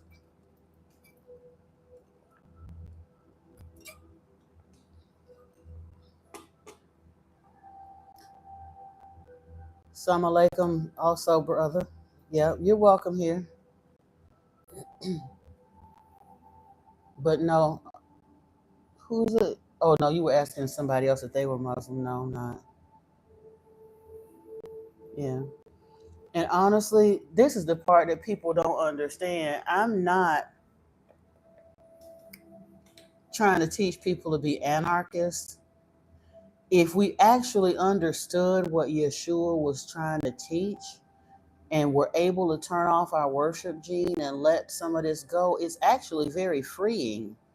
You can have a spiritual life without being ensconced in religiosity. And that's truthfully the way to be free.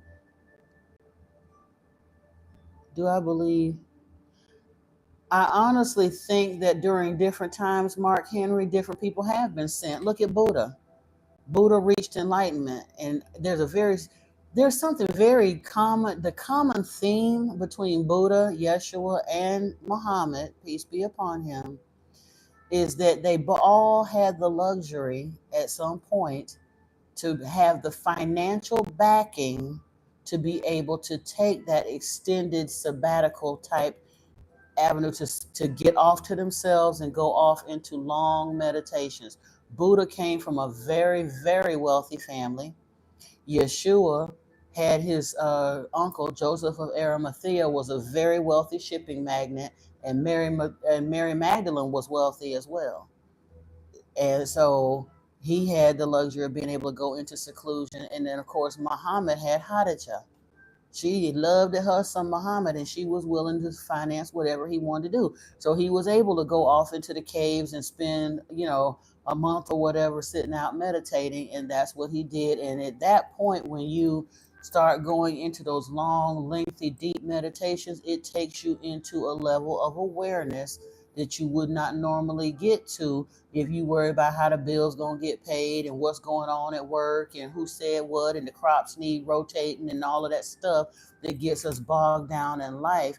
You really kind of have to get to off to yourself to be able to get to that point of enlightenment. And when that happens, according to what the emerald tablets indicate, when they see one of the children of, like I said, one of the sons of man reaching for the light, they will spiritually reach out to us to help us. So if you start focusing that way, they will connect with you.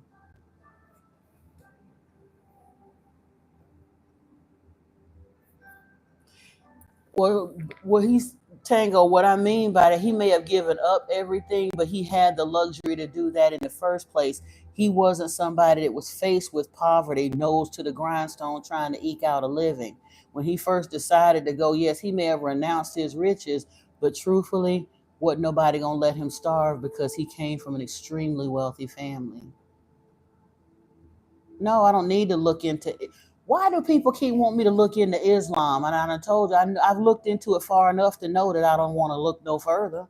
I've looked that far into it. I don't have to look all the way into it and sit down at the masjid and all. First off, I'm so sorry. It's 2025, and I'm going to say it with my full chest. Any woman who aligns herself with a religion that's that misogynistic is not using her brain cells. There's no way in hell that I would submit to no religion that would tie me down the way Islam does. Sorry, not sorry. Said it with my full chest. I cover my head when I choose to. Ain't nobody gonna have the right to set me on fire because they don't like what I got to do or say. Not happening, Captain. Nobody. And that, like I say, even before I gave up all religions, I wouldn't have never got tied up with Islam or the Nation of Islam or the Black Israelites in the United States. Them some clowns for show. No.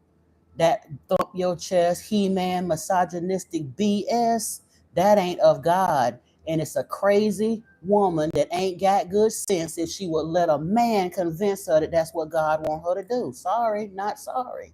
I said that. And I meant it. And the men that convince themselves that that's how they supposed to lord over women, they're not of God either. So it don't matter what Muhammad put in that book. The way they're exercising it now, hell no, I don't want no parts of that. Christianity was bad enough. I'm sorry. And again, I'm not upset with anybody, but this is like the fifth or sixth person tonight to keep insisting I need to go look at Islam. For what? Why would I need to go and look at Islam? And it's the most restrictive of all the Abrahamic religions.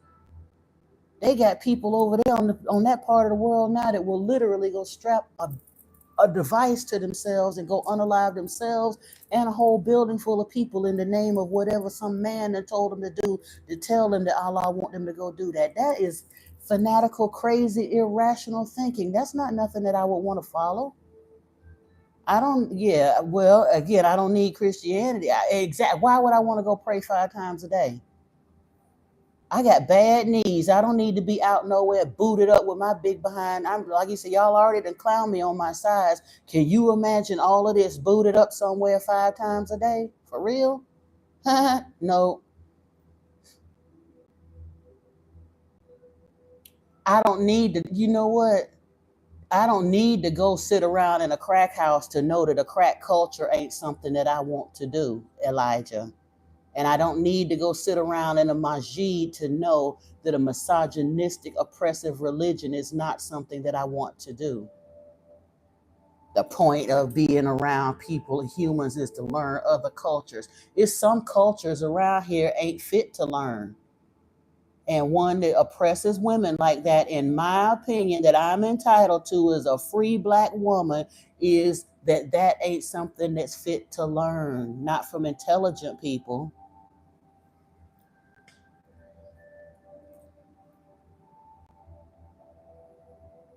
No, I'm not saying nothing good to Islam, Buju, Beju. If again, if you want Islam, that's your business. But in my opinion, Islam is the worst of the Abrahamic religion. I'm saying that very clearly, so I hope you understand.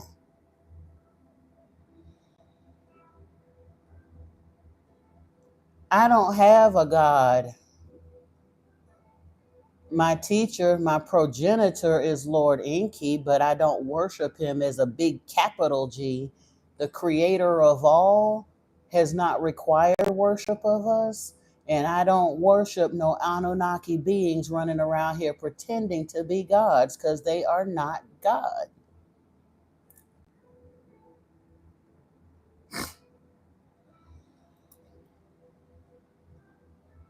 You can say whatever you want, Mark Henry, with your chest. I'm saying that with my chest on my channel. So, okay, you can say that one came from God and you'll be wrong. Because again, I'm not, the opinions that I'm coming up with, I didn't just make those up by myself. I'm not the only one that feels that way. I'm taking that after research and understanding, meditation, and everything else, actually looking into the lineage of the God. It started out with me wanting to know the God I serve. I used to serve Jehovah Yahweh. I did. I was born into the Christian religion, and I wasn't a halfway Christian. We was all the way up in it. I was baptized at the age of 14 and then turned around when I left the religion that I was in. I was baptized again at the age of 40 in a different sect of Christianity. So I was very sincere, but I wanted to know the nature of the God that I had chosen to serve. And the more I went down that rabbit trail and found out the real nature of who Yahweh was and what Yahweh is, no, sir, I walked away from all of it because I know he's not God.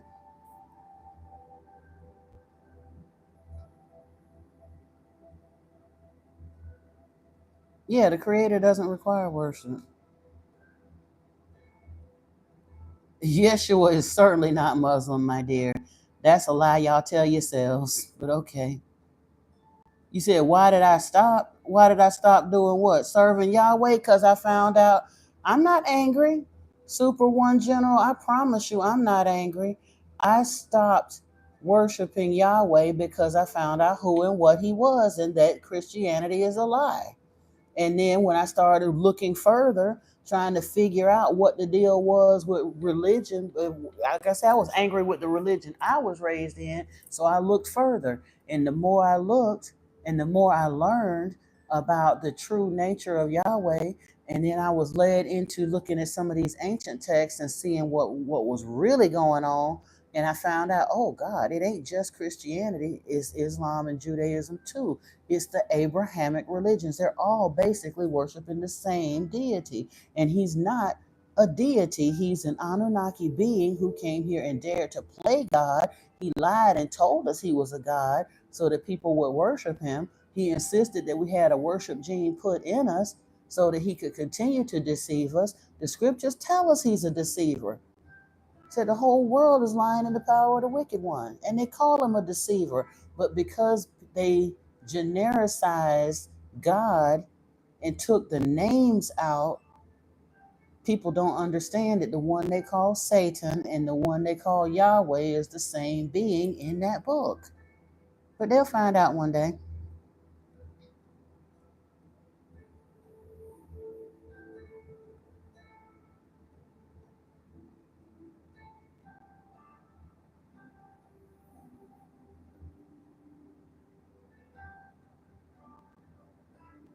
Servant of Jesus, Yahweh done had a whole bunch of names. Yahweh is just, Yahweh and Jehovah are the two latest names that he had, honey.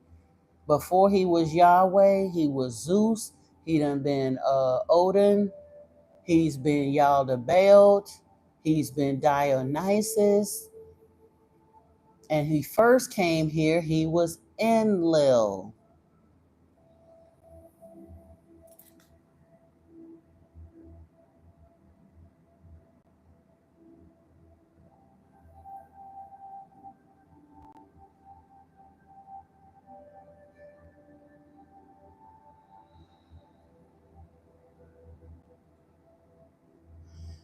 Yeah, you know what? We made it past later because they done started getting crazy and we're talking the same stuff in circles over and over and over again.